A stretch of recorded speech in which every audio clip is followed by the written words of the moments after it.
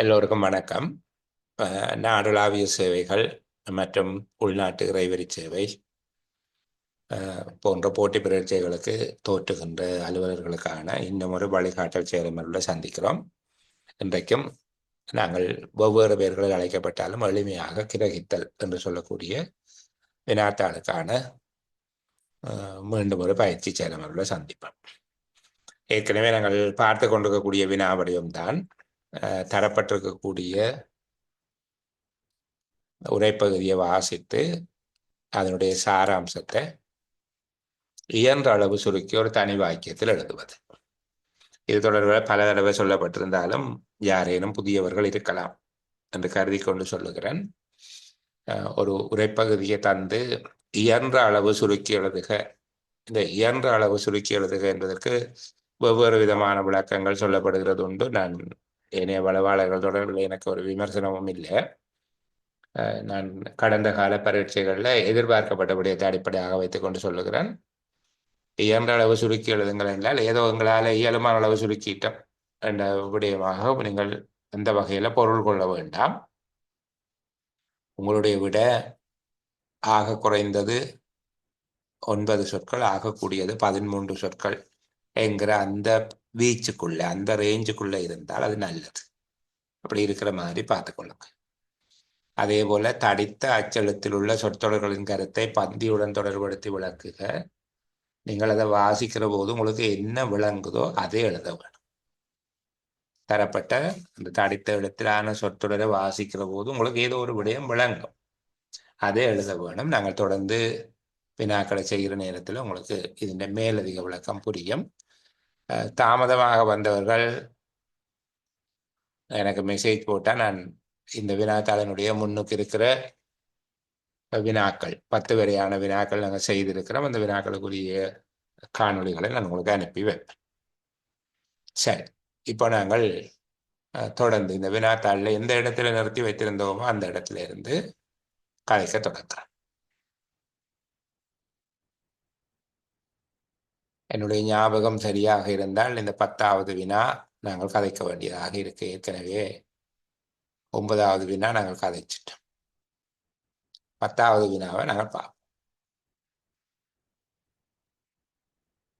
பாராளுமன்றம் கலைக்கப்படுவதற்கு முன்னர் பணியாற்றிய அமைச்சரவை அத்தகைய கலைத்தல் எப்படி இருப்பினும் தொடர்ந்து பணிபுரிதல் வேண்டும் என்பதுடன் பொது தேர்தலின் முடிவின் போது பணியாற்றாதொழிதலும் வேண்டும். அத்துடன் அதற்கிணங்க பிரதம அமைச்சர், அமைச்சரவை அமைச்சர்கள், அமைச்சரவையின் உறுப்பினர்கள் அல்லாத அமைச்சர்கள் மற்றும் பிரதி அமைச்சர்கள் 46ஆம் உறுப்புரையின் 2ஆம் பந்தியின் ஆனா எனும் உட்பந்தியில் அல்லது 46ஆம் உறுப்புரையின் 3ஆம் பந்தியின் ஆனா அல்லது ஆவண்ணா எனும் உட்பந்தியில் ஏற்பாடு செய்யப்பட்டவாறு தமது பதவியை வகிக்காது ஒழிந்தாலன்றி தொடர்ந்து பணியாற்றுதல் வேண்டும். பாராளுமன்றம் கலைக்கப்படுவதற்கு முன்னர் பணியாற்றிய அமைச்சரவை அத்தகைய கலைத்தல் எப்படி இருப்பினும் தொடர்ந்து பணிபுரிதல் வேண்டும் என்பதுடன் பொது தேர்தலின் முடிவின் போது பணியாற்றாதொழிதலும் வேண்டும். அத்துடன் அதற்கு இணங்க பிரதம அமைச்சர், அமைச்சரவை அமைச்சர்கள், அமைச்சரவையின் உறுப்பினர்கள் அல்லாத அமைச்சர்கள் மற்றும் பிரதி அமைச்சர்கள் 46ஆம் உறுப்புரையின் 2ஆம் பந்தியின் ஆனா எனும் உட்பந்தியில் அல்லது 46ஆம் உறுப்புரையின் 3ஆம் பந்தியின் ஆனா அல்லது ஆவண்ணா எனும் உட்பந்தியில் ஏற்பாடு செய்யப்பட்டவாறு தமது பதவியை வகிக்காது ஒழிந்தாலன்றி தொடர்ந்து பணியாற்றுதல் வேண்டும். சரி, இதன் மூலமாக அவர் சொல்ல வருகிற பிரதானமான கருத்து என்ன, அல்லது இதன் மூலமாக உங்களுக்கு கிடைக்கிற செய்தி என்ன, இந்த உரைப்பகுதி உங்களுக்கு தருகிற மெசேஜ் என்ன?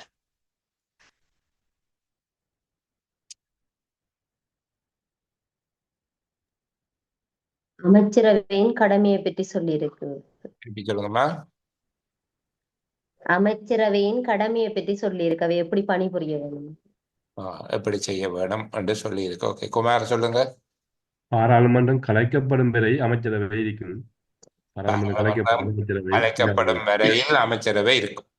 கலைக்கப்பட்டால் அமைச்சரவை இல்லாதவை. சாரி, பாராளுமன்றம் கலைக்கப்பட்டால் அமைச்சரவை இல்லாது போகும்.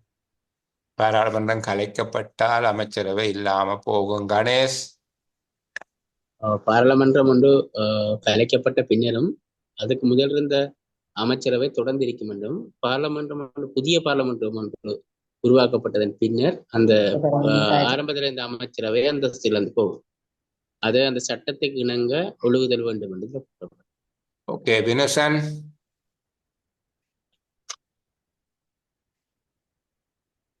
வினுசன், சொல்லுங்க. பானோ, சார், அது அமைச்சரவை செயற்படுற கால எல்லை எப்போது அதிகாரம் வெளிப்படுறேன்னு சொல்றேன். குறிப்பிட்டு வரை அமைச்சரவை செயற்படுகிற கால எல்லை வரையறுத்து சொல்லுகிறார். சரி, எப்படி வரையறுத்து சொல்லுகிறார்? பாராளுமன்றம் பொது தேர்தல முடிவு வெளியிடுற வரைக்கும் அது வேற எந்த காரணம் வேற என்ன காரணத்தாலும் பாராளுமன்றம் கலைஞ்சாலும் அமைச்சரவை செய்யப்படலாம். அந்த பொது தேர்தல முடிவை தவிர முடிவு வந்தா அது கலைஞ்சிடணும்னு சொல்றாங்க அமைச்சரவை. பாராளுமன்றம் கலைக்கப்பட்டாலும் பொது தேர்தல் முடிவு வெளியாகும் வரையில் அமைச்சரவை தொடர்ந்து செயற்படுதல் வேண்டும் என்று சொல்லுகிறார். சரியா? அப்படின்னு இல்ல. இது அப்போ பாராளுமன்றம் வேற எந்த காரணத்தால கலைக்கப்பட்டாலும் சார் அமைச்சரவை இருக்கிறார். அந்த பொது தேர்தல் முடிஞ்ச அந்த ஒரு காரணத்தை மட்டும் மென்ஷன் பண்ணி சொல்றாங்க. அது அந்த காரணத்தால அமைச்சரவை செய்யப்படுறதில்ல. மத்த எந்த காரணத்தால பாராளுமன்றம் கலைஞ்சாலும் அமைச்சரவை இருக்கிறேன்னு சொல்றாங்க. அதான் நான் கேட்கிறேன். அப்ப பாராளுமன்றம் கலைக்கப்பட்டாலும் பொது தேர்தல் முடிவு வெளியாகும் வரை அமைச்சரவை தொழிற்படும் என்று சொல்றது சரியா என்றுதான் கேட்கிறேன். சரி சார். நவராசா, இங்க அமைச்சரவையை மட்டும் தான் சொல்லுகிறாரா? கொஞ்சம் கவனிச்சு பாருங்க. அமைச்சரவையை மட்டும் சொல்லுகிறார். அப்படித்தான் இருக்கு சார். அமைச்சரவையை மட்டும் தான் மென்ஷன் பண்ணப்பட்டிருக்கு. அதுல காலையில அமைச்சரவை அதோட அந்த அமைச்சர்கள் பதவியை விலகாம விட்டா அவர்கள் தொடர்ந்து அதுல சொல்லப்பட்ட விஷயங்கள்ல பதவி விலகாட்டி அவர்கள் தொடர்ந்து செயற்படுவார்கள் சொல்லி இருக்கு. நான் கேட்கிறது விடயம் சரி, நீங்க சொல்லுகிற செய்தி அதிന്റെ சாராம்சம் சரி. அமைச்சரவை புதிய பொது தேர்தலினுடைய முடிவு வெளியாகும் வரைக்கும் பழைய அமைச்சரவை தொடர்ந்து செயற்படும். அதான் அதிന്റെ கருத்து. பாராளுமன்றம் கலைக்கப்பட்டாலும் பொது தேர்தல் முடிவு வெளியாகும் வரை முன்னர் இருந்த அமைச்சரவை தொடர்ந்து செயற்படும் என்று சொல்லுகிறது சரி. என்னுடைய கேள்வி, இங்க அமைச்சரவை மட்டும்தான் சுட்டி காட்டப்பட்டிருக்குதா? இல்ல சார், உறுப்பினர் இல்லாத அமைச்சர்களை பத்தியும் சொல்லப்படுது. அமைச்சரவையின் உறுப்பினர் அல்லாத அமைச்சர்கள் அது என்னது? அமைச்சரவையில் இருக்க மாட்டாங்க. ஆனா அது எப்படி சொல்றது? அமைச்சரவையின் உறுப்பினர்கள் அல்லாத அமைச்சர்களே எப்படி சொல்றது? அவை கேபினெட் மினிஸ்டர்ஸ் அல்ல, ஆனா மினிஸ்டர். எப்படி சொல்றது? அவைய பிரதி அமைச்சர்கள். அது அங்கால சொல்லி இருக்கு, பிரதி அமைச்சர், டெபுட்டி மினிஸ்டர். அது சரி. பாராளுமன்ற உறுப்பினர்கள் சொல்லலாம். அமைச்சர் இல்ல, பாராளுமன்ற உறுப்பினர்கள் வேற, அமைச்சரவையின் உறுப்பினர்கள் அல்லாத அமைச்சர்கள் ராஜாங்க அமைச்சர்கள். ராஜாங்க அமைச்சர்கள் அவர்களை சொல்றது ராஜாங்க அமைச்சர்கள். சரிதானே? அப்ப இங்க அமைச்சரவையை மட்டும் சொல்லல, 3 கேட்டகரியாக்களை சொல்லிடு. அமைச்சரவையும் ராஜாங்க அமைச்சர்களும் பிரதி அமைச்சர்களும் என்கிற 3 தொகுதியினரை சொல்லி இருக்கு. இந்த பிரதி அமைச்சர்களும் ராஜாங்க அமைச்சர்களும் அமைச்சரவைக்குள்ள வர மாட்டினோம். இப்ப பாருங்க, நாங்கள் தெளிவா விஷயத்தை புரிந்து கொண்டாலும் ஒரு முக்கியமான தொகுதியை கையை விட்டுட்டு விடைய எழுதினோம் என்றால் அதனுடைய முழு சாராம்சமும் வராம போயிடும். இங்க 3 தரப்பினர் பொது தேர்தல் முடிவு வரை தொடர்ந்து பதவி வகிக்க வேண்டும் என்று சொல்லப்பட்டிருக்கு. என்ன யாரு? அமைச்சரவை, அமைச்சர்கள், ராஜாங்க ராஜாங்க அமைச்சர்கள், பிரதி அமைச்சர். ராஜாங்க அமைச்சர்கள், பிரதி அமைச்சர். அப்ப அமைச்சரவையும் ஏனைய அமைச்சர்களும் என்று நாங்க சொன்னாலும் பரவாயில்லை. ஏன்னா ராஜாங்க அமைச்சர்கள், பிரதி அமைச்சர்கள் என்று சொல்லுகிற போதே 4 சொல்லு வந்து. பிரதம அமைச்சர் சொன்னா யாரு? sorry, பிரதம அமைச்சர் சொன்னா பிரதம அமைச்சர் என்று சொல்லுகிறது நீங்க சொல்லுவீங்க பிரைம் மினிஸ்டர் என்று சொல்லி, பிரதம மந்திரி. அவர் அமைச்சரவையினுடைய அமைச்சராகத்தான் கட்டாயமா இருப்பார். பிரைம் மினிஸ்டர் என்று சொல்றோம் தானே, பிரதம அமைச்சர், சரிதானே? அப்ப அவர் அமைச்சரவையினுடைய அமைச்சர். அப்ப நாங்கள் இங்க அமைச்சரவை என்கிற வார்த்தையை பயன்படுத்துறது சரியா, அமைச்சர்கள் என்று சொல்லுகிறது சரியா? அமைச்சரவை, அமைச்சர்கள் அமைச்சர்கள் என்ன, அமைச்சர்களும் சரி, அமைச்சர்கள் தான் சரி. அமைச்சரவை என்று சொல்லுகிறது சரியல்ல, அமைச்சர்கள். இந்த பிரதம அமைச்சர், பிரதி அமைச்சர், அமைச்சரவை அமைச்சர்கள், அமைச்சரவையின் உறுப்பினர்கள் அல்லாத அமைச்சர்கள் எல்லாரையும் சேர்த்து நாங்கள் எப்படி சொல்லலாம்? அமைச்சர்கள், எல்லா அமைச்சர்களும் என்று சொல்லலாமா?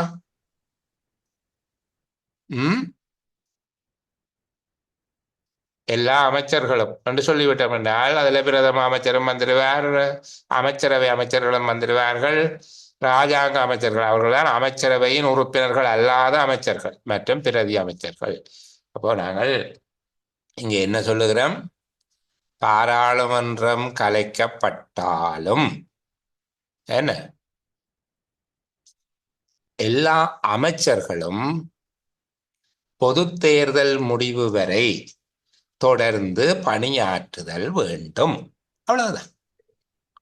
பாராளுமன்றம் கலைக்கப்பட்டாலும் எல்லா அமைச்சர்களும் பொது தேர்தல் முடிவு வரையில் தொடர்ந்து பணியாற்றுதல் வேண்டும். சரியா? சொல்லுக்குள்ள நிக்குதா?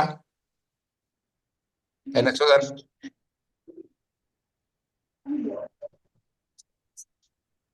அப்ப உறுப்புரைகள் பதவி இல்லாம இந்த ராஜினாமா செய்யற சம்பந்தமா சொல்ல தேவையில்லையா? இல்ல, அது என்ன சொல்லி இருக்கிறாங்கன்னா, அது 46ஆம் உறுப்புரையின் 2ஆம் பந்தியினுடைய ஆனா உட்பிரிவோ அல்லது 3ஆம் பந்தியினுடைய ஆவண்ணா ஈனா உட்பிரிவின் கீழ் அவர்கள் பதவியை வகிக்காது ஒளிந்தால் அன்றி. அதுக்குள்ள என்ன இருக்குதுன்னா, அதை இடையேக்குள்ள வேறு விதமாக பதவி விலகினால் தவிர அல்ல வேறு விதமாக பதவி நீங்கினால் தவிர என்று சொல்லப்பட்டிருக்கு. அப்ப நாங்கள் சாதாரணமா அவ்வளவுத்தையும் சேர்த்தீங்கன்னா முழு பந்தியும் அதுக்குள்ள வந்துடும். சொல் அந்த வரையறைக்குள்ள உங்களுக்கு சாத்தியம் இருக்கிறது குறைவு. அப்ப எளிமையாக இதன் சாராம்சத்தை எளிமையா சொல்றேன்டா எங்களுக்கு விளங்குது. பாராளுமன்றம் கலைச்சாலும் அடுத்த எலெக்ஷன் ரிசல்ட்ஸ் வர வரைக்கும் எல்லா மினிஸ்டர்ஸும் தொடர்ந்து பதவியில இருப்பாங்க. இதுதான் விஷயம். அவங்களா விட்டுட்டு போனால், இறந்து போனால் அதுக்குள்ள கணக்கே இருக்குது. அதை விடுவோம். சரிதானே? புரியுதா?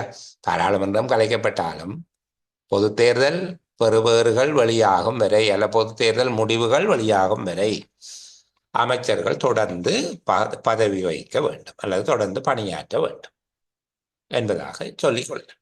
சரி, அடுத்தது இதை வாசிக்கிற போது உங்களுக்கு என்ன பொருள் விளங்குது? பொது தேர்தல் முடிவின் போது பணியாற்றாத ஒழிதலும் வேண்டும்.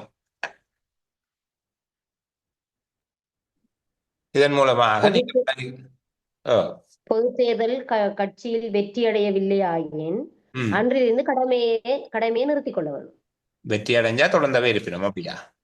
ஆமாம் சார், வெற்றி அடைஞ்சா தொடர்ந்து வெற்றி அடையவில்லை என்று சொன்னா அன்றில இருந்து கடமை புரிய இயலாது, விளைக்கும்.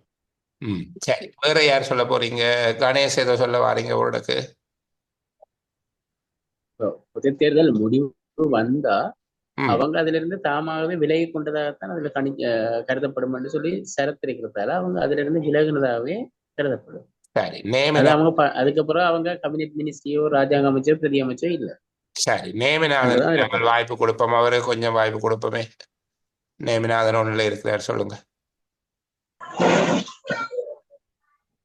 நேமிநாதன் ஜெகஜிம்மனுக்கு இல்ல, நேமிநாதனை தான் கேட்ட. ஒன்லைன்ல இருந்தார், போயிட்டார். ஓகே, ஜெகஜிம்மன் கதைங்க சார். அந்த எலெக்ஷன் முடிவுகள் வந்தா பிறகு விரும்பியோ விரும்பாமலோ அதை தங்களுடைய பதவியை ராஜினாமா செய்யவும். அவர்கள் பணியாற்றாத ஒழிதல் வேண்டும் என்றால் அவருடைய பதவிக்காலம் முடிவடையும். அதான் அதனுடைய கருத்து. அப்ப நாங்கள் சொல்ல வேணும் பாராளுமன்ற சார் அது சார் பாராளுமன்ற அது அவங்க சொல்லுங்க. அவங்க அது ராஜினாமா செய்ய தேவையில்லை சார். அது ராஜினாமா செய்தாவே கருதப்பட மாட்டேன். அதான் பதவி பணியாற்றாத ஒழிதலும் வேண்டும் என்பதனுடைய ஒழிதல் அர்த்தம் வேண்டும். உண்மையிலே அவர்களுடைய பதவி வரிதாகிவிடும், பதவி இல்லாமல். வரிதாகிவிடும். அப்ப இதனுடைய கருத்தை நாங்க அப்படி சொல்லலாம் என்றால் இந்த பொது தேர்தல் முடிவின் போது பணியாற்றாத ஒழிதலும் வேண்டும் என்பது உங்களுக்கு என்ன விளங்குது என்றால் அதைத்தான் எழுத வேணும். எங்களுக்கு விளங்குறது நாங்கள் சொல்லணும். பாராளுமன்ற தேர்தல் நடைபெற்று பெறுபேறுகள் வெளியாகும் போது முன்னே அமைச்சரவை காலாவதி ஆகிவிடும், அல்லது முன்னரைய அமைச்சர்களுடைய பதவி இல்லாத ஒழிந்துவிடும். சரிதானே?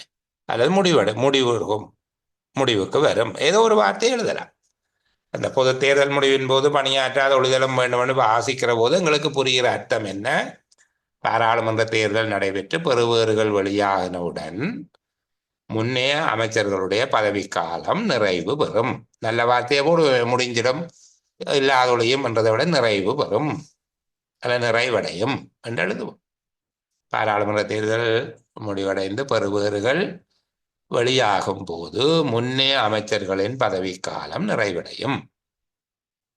அதுதான் அது அவர் சொல்லுகிறதனுடைய விளக்கு. சரியா?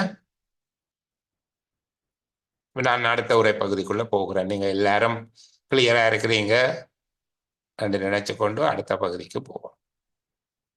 சரி, இந்த பகுதியை வாசிப்போம். இலகுவாக இருக்கிற உரைப்பகுதி தான், ஆகப்பெரிய பிரச்சனை இல்லை. ஏதேனும் தவறு தொடர்பில் வீடு எதிலும் அல்லது இடம் எதிலும் எதற்காகவும் சட்டமுறையாக தேடுதல் செய்யப்படும் போதிலெல்லாம் அல்லது தேடுதல் செய்யப்படவிருக்கும் போதிலெல்லாம் அதில் காணப்படும் ஆட்கள் எல்லோரும் தேடுதல் முடிவடையும் வரையில் அத்தகைய வீட்டில் அல்லது அத்தகைய இடத்தில் சட்டமுறையாக தடுத்து வைக்கப்படலாம்.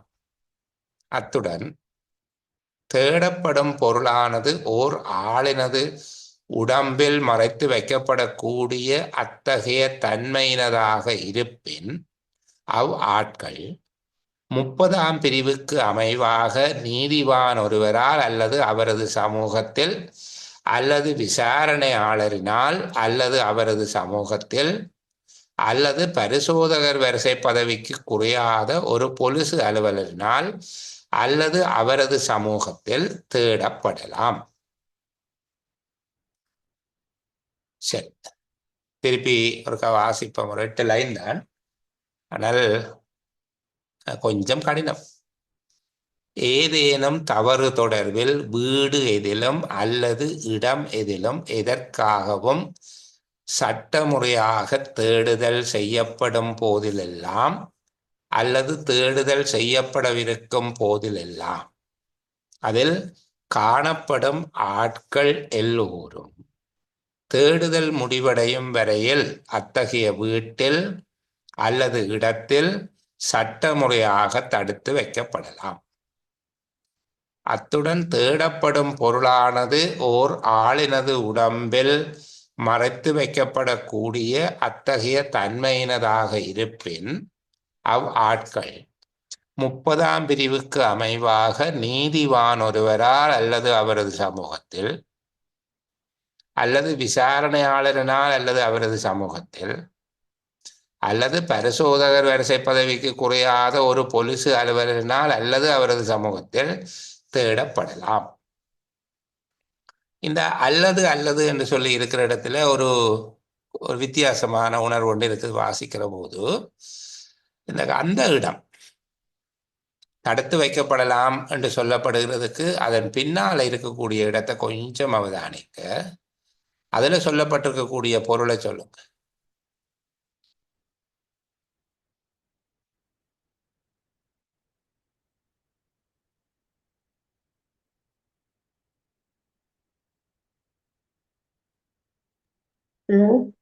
ஓ,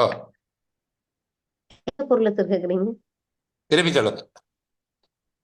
இல்ல என்ன கேக்குறீங்க சார்? கேள்வி விளங்கில சார். இந்த பகுதி இந்த அத்துடன் என்று சொல்லி இருக்கிற பகுதி இருக்குத்தானே, ஓம் சார். இதுல முதல் என்ன விடயத்தை பற்றி சொல்றாங்க, என்ன செய்யலாம் என்று சொல்றாங்க? தேடுதல் நடத்தலாம். தேடுதல் நடத்தலாம். ஓகே, வேற விதமாக சொல்லுங்க, வேற வார்த்தையில சொல்லுங்க. மேலே இருக்கிறத விடுவோம், சரிதானே கணேஷ்? அதாவது உடம்புல ஏதாவது மறைச்சு வச்சிருந்தா சார், ம் உடம்புல ஒரு ஆள் வச்சிருக்கிறார் எதுவும் அப்படி என்று சொல்லி தெரிய வந்தால் ம் கட்டாயம் நீதியம் அதாவது நீதிவானால ஒரு ஆள் அது யாராவும் இருக்கலாம், நீதிவானால தத்துவம் கையளிக்கப்பட்ட ஒரு ஆளால தேடலாம் என்று சொல்லி சொல்லினேன். பரிசீலனை செய்து பார்க்கலாம். அந்த தேடுறதுக்கு ஒரு ஒற்றை வார்த்தை சொல்லுங்க. சட்டமுறைக்கு அமைவாக தேடலாம். அதுதான் சட்டமுறையாக தேடலாம் என்பதனுடைய இலகுவா மற்றவைக்கு விளங்கக்கூடியதா சொல்லுங்க. ஆங்கிலத்துல சொன்னாலும் பரவாயில்லை கணேஷ். செக் பண்ணலாம் என்று சொல்லுவார். என்னத்தை செக் பண்ணலாம்? பாடி செக்அப் செய்யலாம். பாடி செக்அப் செய்யலாம். Okay, great. அதுதான் உடற்பரிசோதனை செய்யலாம். ஆர் செய்யலாம். எத்தனை தரப்பை பற்றி சொல்லப்பட்டிருக்கீங்க? எத்தனை தரப்பினர் உடற்பரிசோதனை செய்யலாம் என்று சொல்லப்பட்டிருக்கு?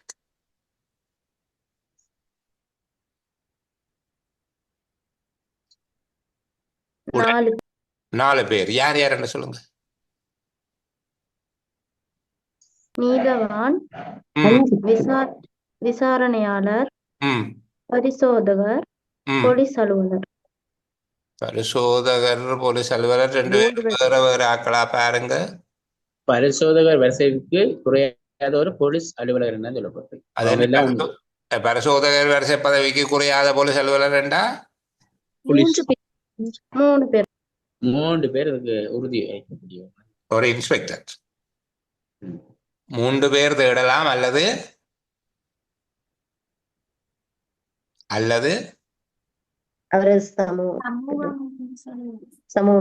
சமூகத்தாலையும் தேடப்படலாம்.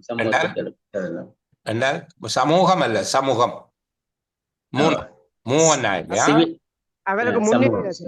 அவர்கள் முன்னிலையில் அந்த 3 பேருக்கு 3 பேர் தேடலாம் அல்லது அவர்கள் பார்த்து கொண்டிக்க அவை சொல்லி இன்னொரு ஆளை கொண்டு தேடி வைக்கலாம். விளங்குதா? தகுதி வாய்ந்தவரால் அல்லது அவர் முன்னிலையில் தேடப்படலாம் என்று சுருக்கலாம். இவ்வளவு பேரை நாங்கள் தேடுறதா இருந்தா என்ன, அதுக்கு அதிகாரம் அளிக்கப்பட்டவரால் அல்லது அவரது முன்னிலையில் தேடப்படலாம். முன்னிலையில் என்றது சமூகத்தில், சமூகம் அல்ல. சமூகம் என்றால் அவருடைய பிரசன்னத்தில் அவர் சமூகம் அளித்திருக்கிறார். சமூகம் அளித்திருக்கிறார் இல்ல, சமூகம் அளித்திருக்கிறார் என்று அவர் வந்திருக்கிறார். அவர் இருக்கைக்குள்ள தேடலாம். ஒரு போலீஸ் அலுவலராக இருந்தால் அவர் குறைஞ்சது ஒரு இன்ஸ்பெக்டர் தரத்தில் இருக்கும். பரிசோதகர் தரம் என்று சொல்றது ஒரு இன்ஸ்பெக்டர் தரத்துல இருக்க வேண்டும். ஆக குறைஞ்சது ஒரு இன்ஸ்பெக்டர் செக் பண்ணிக்க இருக்கணும். பாடி செக் பண்றதாக இருந்தால் ஒரு நீதவான் இருக்க வேணும், அல்லது ஒரு இன்குவாரி ஆபீசர் இருக்க வேணும், அல்லது ஒரு போலீஸ் ஓஐசி இருக்க வேணும். அந்த பாடி செக்கிங் செய்யக்குள்ள அந்த 3 பேர்ல யாரோ ஒருத்தர் அந்த இடத்துல இருக்கும். சரியா? மேலே என்ன சொல்லப்பட்டிருக்குது?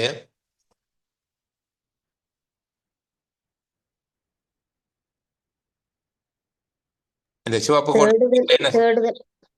தேடுதல் மேற்கொள்ளும் போது அந்த இடத்துக்குரிய எல்லாருமே இருக்கணும். எல்லாரையும் எல்லாரையும் அந்த இடத்துல இருக்கணும்னு சொல்லுவாரு. அரெஸ்ட் பண்ணி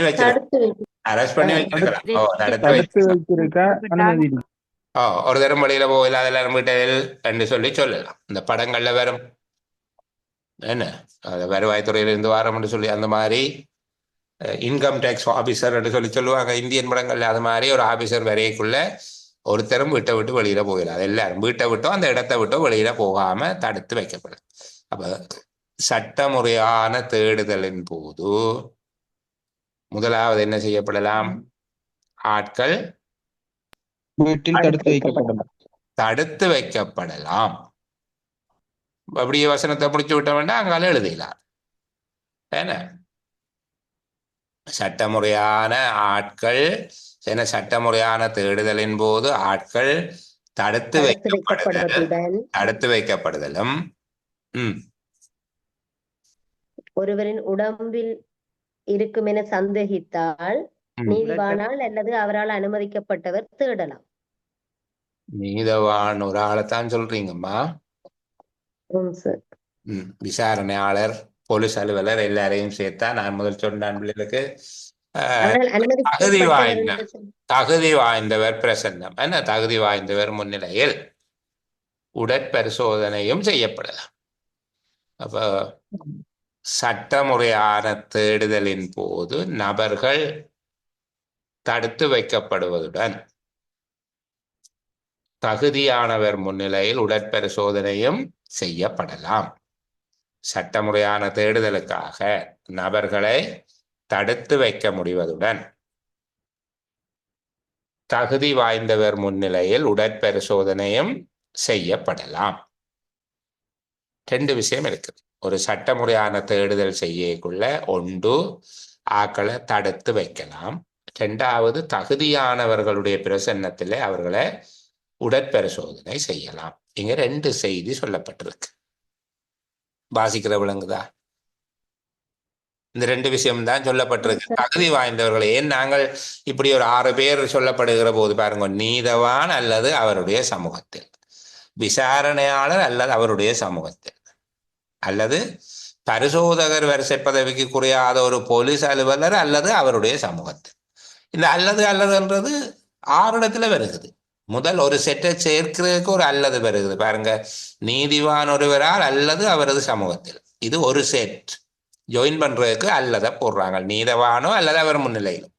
2வது விசாரணையாளர் அல்லது அவர் சமூகத்தில், அதுக்கு முன்னுக்கு அல்லது என்று போடுறாங்க. அது 2வது செக்ஷனை உடைக்கிறதுக்காக காட்டியிருக்கிற அல்லது.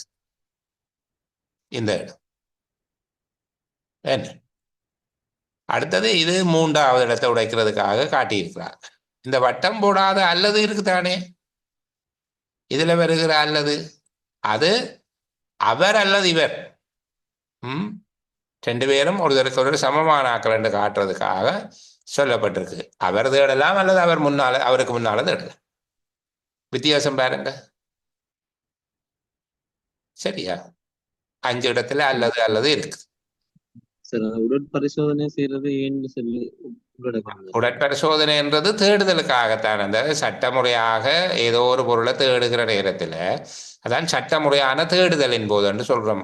சட்டமுறையான தேடுதல் என்றால் சட்டம் எப்படி தேட வேணும் என்று சொல்லி அனுமதிச்சிருக்கோ அதன்படி தேடணும். சர்ச்சிங் என்று சொல்லுவாங்க, இந்த படங்களை சொல்லுவாங்க. சர்ச் என்று சொல்ல அஜித் எல்லாம் போய் சுவர்களை தட்டி உடைச்சு உள்ளுக்கு இருக்கிறது எல்லாத்தையும் எடுப்பார், அதான் சர்ச். சார் இதுல உடல் பரிசோதனை என்று சொல்லி எங்கேயுமே ஒரு வேர்டு இல்லை தானே சார்? இப்ப அதை நம்ம உருவாக்கலாமா? அவ்வளோத்த இந்த உடல் பரிசோதனை என்ற சரியான அர்த்தம் நம்ம இப்போ இதுல யூஸ் பண்ணலாமா? எதை கேட்குறீங்க? உடற்பரிசோதனை என்ற வார்த்தை சொல்லப்பட இல்லை. ஆனால் தேடப்படும் பொருள் ஒரு ஆளினது உடம்பில் மறைத்து வைக்கப்படக்கூடிய இயல்புடையதாக இருந்தால், அவருடைய உடம்பில அந்த பொருள் மறைத்து வைக்கப்பட்டிருக்கிறதா என்பதை தேடுவதற்கு இவர்களுக்கு அதிகாரம் உண்டு என்று சொல்லியிருக்கு. அப்போ அவர்கள் தேடுகிற பொருள் ஒருவருடைய உடம்பில் மறைத்து வைக்கப்படக்கூடியதாக இருந்தால், மறைத்து வைக்கக்கூடிய தன்மை கொண்டதாக இருந்தால், அந்த பொருள் அவர்களுடைய உடம்பில் மறைத்து வைக்கப்பட்டிருக்கிறதா என்று தேடுவது. இதுக்கு எளிமையான வார்த்தை என்ன? நான் சொல்லுகிறது மருத்துவ பரிசோதனை அல்ல, பாடி செக்கிங் தானே. ஓம் சார். இப்ப அந்த கீவேர்ட் உடல் பரிசோதனை என்ற வேர்ட் இப்ப நீங்க அனுபவிக்கிறதால உங்களை உருவாக்குறீங்க. இப்ப நாங்க இப்ப அந்த எக்ஸாம் ஃபர்ஸ்ட் டைம் ஃபேஸ் பண்ணும்போது உடல் பரிசோதனை என்ற வேர்ட் சரியா அந்த விஷயத்தான் குறிச்சிருக்குதான்னு சொல்லி எப்படி சார் வெரிஃபை பண்றது? அதான் நான் கேட்கிறேன். இல்ல இது நான் சொல்லுகிறது சகோதரம், நான் இதுல உங்களை குறைச்சி மதிப்பிடுறதாக நீங்கள் உணரக்கூடாது. என்னென்றால் இது ஒரு வகையான திறன். இப்ப ஒரு தொகுதி சொற்களை அல்லது ஒரு சொற்றொடரை நாங்கள் ஒரு தனி வாக்கியத்தில் கொடுக்க முடிவது என்பது அது கிரகித்தல் சார்ந்த ஒரு திறன். அது ஒவ்வொரு திரட்டும் ஒவ்வொரு அளவில் இருக்கும், அது ஆளுக்கால் வேறுபடும். நான் இப்போ உங்களுக்கு இன்னொரு உதாரணம் ஒன்று சொல்லுகிறேன். ஏற்கனவே செஷன்ல நான் இது சொல்லி இருப்பனோ தெரியல. வடபகுதி விவசாயிகள் நான் சொல்லுகிறது திரும்ப ஒரு தடத்துல சொல்லுகிறேன், ரெண்டாவது தரம் ரிப்பீட் பண்ண சொல்லி கேட்கக்கூடாது. வடபகுதி விவசாயிகள் கத்தரி, பாகல், புடோல், பயற்றை, பீர்க்கு, பூசணி, வெண்டி, மிளகாய், வெங்காயம், சாமை, தினை, வரகு, குரக்கன், உளுந்து, பயறு போன்ற பயிர்களை பயிரிடுவதில் அதிக கவனம் செலுத்தாமல் புகையிலை, வெங்காயம் போன்றவற்றில் அதிக கவனம், அல்லது புகையிலை போன்ற பயிர்களை பயிரிடுவதில் அதிக கவனம் செலுத்துகிறார்கள் என்று இருக்கு. இப்போ அந்த அவர்கள் சொல்லப்பட்ட அந்த பெரிய தொடர் ஒன்று இருக்குத்தானே, கத்தரி வண்டி, தக்காளி, பாகல், புடோல், பயற்றை, பீர்க்கு வண்டி, குரக்கன், வரகு, சாமை, தினை, உளுந்து, பயறு, கவுப்பி, சின்ன வெங்காயம், செத்தல் மிளகாய், இவ்வளவும் சொல்லப்பட்டதை நாங்கள் சுருக்கிறதுக்கு எங்கள்கிட்ட ஒரு வல்லமை இருக்குதா என்ற ஒரு சின்ன டெஸ்டிங். கணேஷ் சொல்லுங்க, எப்படி போடலாம்? மரக்கறி வகைகள், மரக்கறிகள், தானியங்கள், மரக்கறிகள், தானியங்கள், மரக்கறிகள், தானியங்கள், சிறு ஏற்றுமதி பொருட்கள், உப உணவுகள் என்று எடுக்கலாம். சின்ன வெங்காயத்தை உப உணவுகள் என்று எடுக்கலாம். உருளைக்கிழங்கும் சேர்ந்தா கூட எடுக்கலாம். இப்ப இது அங்க சொல்லப்பட்டு இல்லை, அப்படி சொல்லப்படாது. இது ஒரு விதமான ஒரு ஸ்கில். அப்ப அப்படி ஒரு திறனுக்காகத்தான் நான் பிள்ளைகள்கிட்ட இதுலையும் 2 விஷயத்தை நான் உங்களுக்கு இந்த சொற்றொடருக்குள்ளால கொண்டு வர பார்க்கிறேன். அந்த திறனை இதுக்குள்ள இருந்து நாங்கள் சாதுவா ஒரு என்ன சொல்ற முகழ்ப்பிக்க பார்க்கிறோம். அது ஒரு இடத்துல நான் உங்களுக்கு சொல்லித் தருகிறேன். தேடப்படும் பொருளானது ஒரு ஆளினது உடம்பில் மறைத்து வைக்கப்படக்கூடிய அத்தகைய தன்மையினதாக இருப்பின் தேடப்படலாம். தன்மையினதாக இருப்பின் தேடப்படலாம். அப்ப இவ்வளவையும் சேர்த்து நாங்கள் முதலாவது விஷயத்தை சொல்லுகிறோம், உடற்பரிசோதனை என்கிற வார்த்தையை போட்டு ஃபில் பண்ணலாம் போல இருக்குது. அதே போல 2வதா இதே தடவை நாங்கள் இன்னொரு இடத்துல பிரயோகிக்கிறோம் பாருங்க. நீதிவான் ஒருவரால் அல்லது அவரது சமூகத்தில், விசாரணையாளரினால் அல்லது அவரது சமூகத்தில், பரிசோதகர் வரிசை பதவிக்கு குறையாத ஒரு போலீஸ் அலுவலர் அல்லது அவரது சமூகத்தில் என்கிற அவ்வளவு சொற்றொடரையும் நாங்கள் ஒரு தனி வாக்கியத்துக்குள்ள கொண்டு வர பார்க்கிறோம். எப்படி கொண்டு வரோம்? தகுதி வாய்ந்தவர் முன்னிலையில். இப்ப இது ஒரு விதமான திறனை நாங்கள் கற்றுக்கொள்ளுகிற இடம். தேங்க்யூ. அந்த கேள்வி கேட்ட சகோதரன் ரொம்ப தேங்க்யூ. இல்லைன்னா இந்த பகுதியை நான் உங்களுக்கு விளங்கப்படுத்தி இருக்க மாட்டேன். சரிதானே? இதுக்கு சார் இதே மாதிரி இப்ப முன்னே கொஸ்டின்ல நம்ம பார்த்தோம் தானே, இந்த அமைச்சரவை இந்த சொல்ல நம்ம பயன்படுத்தாம நான் சொன்ன எல்லா அமைச்சர்களும் என்று சொன்னமே. அதே மாதிரி இப்ப இந்த இடத்துல நம்ம தகுதி வாய்ந்த உத்தியோகத்தர் சொல்ற நேரம் அதுக்குள்ள யார் யாரு வருவாருங்கிற அந்த எப்படி நம்ம அதை உள்வாங்குறோம்? என்னென்றால் இப்போ ஒரு சுருக்கம் என்று வருகிற போது அதுல இருக்கக்கூடிய முழுமையே ஏதோ ஒரு விதமாக நாங்க சுருக்கியே ஆக வேணும். அதுல ஒவ்வொரு சொல்லுக்கும் பெருமதி உண்டு. நாங்கள் இந்த பார்க்கிற இந்த பந்தி ஒரு சட்டம், சாதாரணம் அல்ல. இலங்கையினுடைய குற்றவியல் நடைமுறை சட்டக்கோவையில இருக்கிற ஒரு பந்தி இது. உண்மையில இதை சுருக்கவே கூடாது. ஆனா இதை சுருக்க போறோம் என்றால் எங்களுக்கு இருக்கக்கூடிய வழி தகுதி வாய்ந்தவர் அல்லது அதிகாரம் அளிக்கப்பட்டவர். ஏதோ 2ல ஒரு வார்த்தைய யாருக்கு சட்டம் அதிகாரம் அளித்திருக்கோ, யார் ஒதோரைஸ்ட் பர்சனோ அவர் முன்னிலையில் தேடப்படலாம். அந்த ஒதோரைஸ்ட் பர்சன் யாருங்கிறது அங்கால நாங்கள் விளக்கமாக படித்து கொள்ள வேண்டியது. இப்ப நாங்கள் சுருக்கம் சமரி சொல்றேன், நாங்க என்ன சொல்ல வேண்டாம், ஒரு இடத்துல ஒரு சர்ச்சிங் செய்யறாப்ப ஆக்களை மறைச்சு வைக்கலாம். அதை விட ஒரு ஒதோரைஸ்ட் பர்சனுக்கு முன்னால செக் பண்ணலாம் என்று சொல்றோம். அவங்க அதுக்கு மேல ஒதோரைஸ்ட் பர்சன் யாருன்னு கேட்டாங்க. அப்புறம் அங்காலாவது நீதவான், ஒரு இன்குவாரி ஆபீசர் அல்லது ஒரு போலீஸ் ஓஏசி அல்லது அவர்களுக்கு முன்னால இன்னொரு அவரால் பணிக்கப்படுகிற நபர் என்ற விளக்கத்தை சொல்லலாமே தவிர, இப்போ விளக்கம் தானே நாங்கள் சுருக்கமாக்குறோம். இப்ப சுருக்கமாக்குற போது ஏறத்தாழ அதனுடைய சாராம்சத்தை தான் நாங்கள் அதுக்குள்ள கொண்டு போக இயலும். முழுவதும் கொண்டு போறோம்னா இப்படியே தான் எழுது. இதுல நான் 2 தரங்களை இப்ப மேல சொன்னது போல, அதனால நல்ல ஒரு கேள்வி. அங்க பிரதம அமைச்சர், அமைச்சரவை அமைச்சர்கள், அமைச்சரவை அந்தஸ்து அல்லாத அமைச்சர்கள், பிரதி அமைச்சர்கள் என்று சொல்லுகிற போது நாங்கள் எல்லா அமைச்சர்களும் ரெண்டு சொல்லில முடிச்சிட்டோம். அதே போல இங்கேயும் நீதவான் அவர் சமூகம், விசாரணை அவர் சமூகம், பரிசோதகர் தர போலீஸ் அலுவலர் அல்லது அவர் சமூகம் என்கிற போது நாங்கள் அதிகாரம் அளிக்கப்பட்டவர் முன்னிலையில் ரெண்டு வார்த்தையோடு அதை நிறைவு செய்ய பார்க்கிறோம். அதே போலதான் தேடப்படும் பொருள் ஒரு ஆளின் உடம்பில் மறைத்து வைக்கப்படக்கூடிய தன்மையினதாக இருந்தால் தேடப்படலாம் என்றால் உடற்பரிசோதனை என்கிற ஒரு சொல்லுக்குள்ளால் அதை கொண்டு வர பார்க்கிறோம்.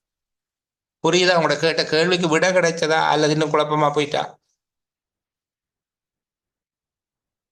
கேள்வி கேட்டவரை காண. ஓகே சார், தெளிவு சார். இப்ப என்னென்றால் முகமட் இதுதான் என்னுடைய சஃப்ராஸ் முகமட். உங்களுடைய பேர் முன்னுக்கா பின்னுக்கா இருக்கு? சஃப்ராஸ் தான் சார். சஃப்ராஸ். ஓகே. என்னென்றால் அப்பன் இது ஒரு விதமான திறன். இப்ப இப்படி பந்திகளை நாங்கள் தேடி பிடிச்சு போடுறது நோக்கம் என்னென்றால் இப்படி இன்னொரு இடத்துல இதே பந்தி வராது. இப்படி ஒன்று வருகிற போது நீங்கள் ஏதேனும் ஒரு சொல் உண்டா என்கிற சிந்தனை உங்கள்கிட்ட வர வேணும். ஒரு தொடர் வருகிற போது ஒரு விடயத்தை விவரிக்கிற ஒரு சொற்றொடர் அல்லது ஒரு சிறிய உரை துண்டம் ஒன்று வருகிற போது நாங்கள் இதை இப்போ 2 இடத்துலையும் நாங்கள் அதை படிச்சிருக்கிறோம். 10ஆவதுலையும் அதை பார்த்துருக்கிறோம், 11ஆவதுலையும் இதை தான் பார்த்துருக்கிறோம். அப்போ நான் அதை தான் பிள்ளைகளுக்கு அடிக்கடி சொல்றது, நான் படிப்பிக்கிறது எதுவும் வராது, ஆனால் படிக்கிற எல்லாம் வரும். ஏண்டா இந்த திறன் உங்கள்கிட்ட வரும். சரிதானே? மேல நாங்கள் ஏதேனும் தவறு தொடர்பில் வீடு எதிலையும் அல்லது இடம் எதிலையும் எதற்காகவும் என்றெல்லாம் சொல்லப்பட்டிருக்கு. நாங்கள் சாதாரணமாக என்ன சொல்றோம்? சட்டமுறையான தேடுதலின் போது. சரிதானே? நபர்கள் தடுத்து வைக்கப்படவும் அதிகாரம் அளிக்கப்பட்டவர் முன்னிலையில் உடற்பரிசோதனை செய்யப்படவும் கூடும் அல்ல செய்யப்படலாம். தடுத்து வைக்கப்படுவதோடு அதிகாரம் அளிக்கப்பட்டவர் முன்னிலையில் உடற்பரிசோதனையும் செய்யப்படலாம். இங்க சொல்லப்படுது, ஒரு தேடுதல் நடக்கிற நேரத்தில் சட்டமுறையான தேடுதல் நடக்கிற போது நபர்களை தடுத்து வைக்கலாம். அதோடு ஒரு தகுதியானவர், ஒரு அதிகாரம் அளிக்கப்பட்டவருக்கு முன்னுக்காக அவர்களுடைய உடம்புல அந்த பொருள் இருக்காண்டு தேடலாம். இந்த விஷயத்தை எழுதினீங்கன்னா சரி. சட்டமுறையாக தேடுதல் செய்யப்படும் போதில் எல்லாம் என்று சொல்லப்படுகிறது. என்ன விளக்கத்துக்கு சொல்லுது? நீங்க என்ன பொருள் கொள்றீங்க அதுக்கு? அப்படி சொல்லுகிற போது உங்களுக்கு ஏதோ ஒரு விஷயம் நினைப்புல நீதிமன்றத்தின் அனுமதியோட தேடுதல் கட்டளை புறப்பட்டு தேடுதல் செய்யப்படும் எல்லா சந்தர்ப்பங்கள்லையும் நீதிமன்றத்தின் அனுமதியுடன் தேடுதல் கட்டளை பெறப்பட்டு தேடுதல் செய்யப்படுகிற சந்தர்ப்பங்களில் கணிசமான அளவுக்கு சரி, அதை நான் மறுக்க இல்லை. இதை விட வேற ஏதாவது? இதை விட தேடுதல் செய்யக்கூடாது, நீ எல்லா சந்தர்ப்பத்திலையும் நீதிமன்றத்தினுடைய அனுமதி பெற்றுத்தான் தேடுதல் செய்யணும் என்று நினைக்கிறீங்களோ நீங்க? சட்ட நிபந்தனைக்கு உட்பட்டு சட்டத்தினால விதித்துரைக்கப்பட்ட முறைகளுக்கு அமைவாக தேடுதல் செய்யப்படுவதை இது குறிப்பிடும். உதாரணத்துக்கு இப்ப மதுவெறி திணைக்களத்தை ஆக்கள் வைக்கணும், ஒரு வீட்டில மதுபான போத்தல்கள் மறைத்து வைக்கப்பட்டிருக்கிறதா என்பதை தேடுவதற்கு நீதிமன்றத்தின் அனுமதியை பெற்று தேடுவார்கள் என்று இல்லை. ஆனால் அவர்களுக்கு சட்டம் அனுமதி இருக்குது, முறைப்படியாக அந்த வீட்டுக்காரருக்கு இந்த நோக்கத்துக்காகத்தான் தேடுகிறோம் என்று சொல்லியும் அதுபோல அவர்கள் மீது பலாத்காரத்தை பிரயோகிக்காமல், தேடுவதற்கு பலாத்காரம் பிரயோகிக்க அவசியமில்லாத சந்தர்ப்பங்களில் பிரயோகிக்க கூடாது என்று சொல்லி சட்டம் பல்வேறு விதிமுறைகளை சட்டத்தினால விதிக்கப்பட்ட முறைக்கு அமைவாக அவர்கள் தேடுதல் செய்வார்கள். அதுல சாதாரணமா இருக்குது 9 போத்தல் வரைக்கும் ஒரு ஆள் வச்சிருக்கலாம் மதுபான போத்தல். 10ஆவது போத்தல் இருந்தால் தவறு. சரிதானே? இந்த பந்தியில சார் அந்த அப்படி ஒரு மதுவரி தேர்வு சம்பந்தம் சொல்லப்படாத மாதிரியும் இது அந்த நீதிவான்களுக்கு முன்னால என்னென்றால் இதுல மதுவரி திணைக்களம் தொடர்பாகவும் அது சொல்லப்பட்டிருக்குது. எப்படி பாருங்க, ஏதேனும் தவறு தொடர்பில் ஏதாவது குற்றம் தொடர்பில், என்ன குற்றம் இல்லை, வீடு எதிலும் அல்லது இடம் எதிலும் யார் தேடலாம் என்று சொல்லப்பட்டிருக்குது? விசாரணையாளர். விசாரணையாளர் என்ற ஒரு ஆளை போட்டிருக்காங்க பாருங்க. நீதவான் அல்லது அவர் சமூகம், இது நீதவான் ஒரு செட். 2வது விசாரணையாளர் அல்லது அவர் சமூகம், அதாவது அவர் முன்னிலை. அப்ப இந்த இன்குவாரி ஆபீசர் வருகிற நேரத்துல கஸ்டம்ஸ் வருவாங்க, எக்ஸைஸ் வருவாங்க, அதாவது சுங்கத் திணைக்களம் வருவாங்க, மதுவரை திணைக்களம் வருவாங்க, லஞ்சம் மற்றும் ஊழல் தொடர்பான சார்த்திகைகளை புலனாய்வு செய்யும் ஆணைக்குழு வருவாங்க. இப்படி பல்வேறு ஆட்கள். இதுக்குள்ள ஆழமான பொருள் உண்டு. தனியா ஒரு நீதவானோ பொலிசோ தேடுறது இல்லை. இதுக்குள்ள நிறைய விஷயங்கள் இருக்கு. ஒரு இடத்துல லஞ்ச பணம் வாங்கப்பட்டதாக கருதப்பட்டால் அந்த இடத்துக்கு பொருத்தி பாருங்க, லஞ்ச ஊழல் ஒழிப்பு ஆணைக்குழுவினுடைய அலுவலர்கள் அலுவலகத்துக்குள்ள வந்துட்டனர். அவர் லஞ்சமாக வாங்கிய பணத்தை அவர் தன்னுடைய உள்ளாடைக்குள்ள செருகிட்டார் என்று சொல்லி கருதப்படுது. இப்ப என்ன செய்யலாம் என்று சொல்லப்பட்டிருக்கு?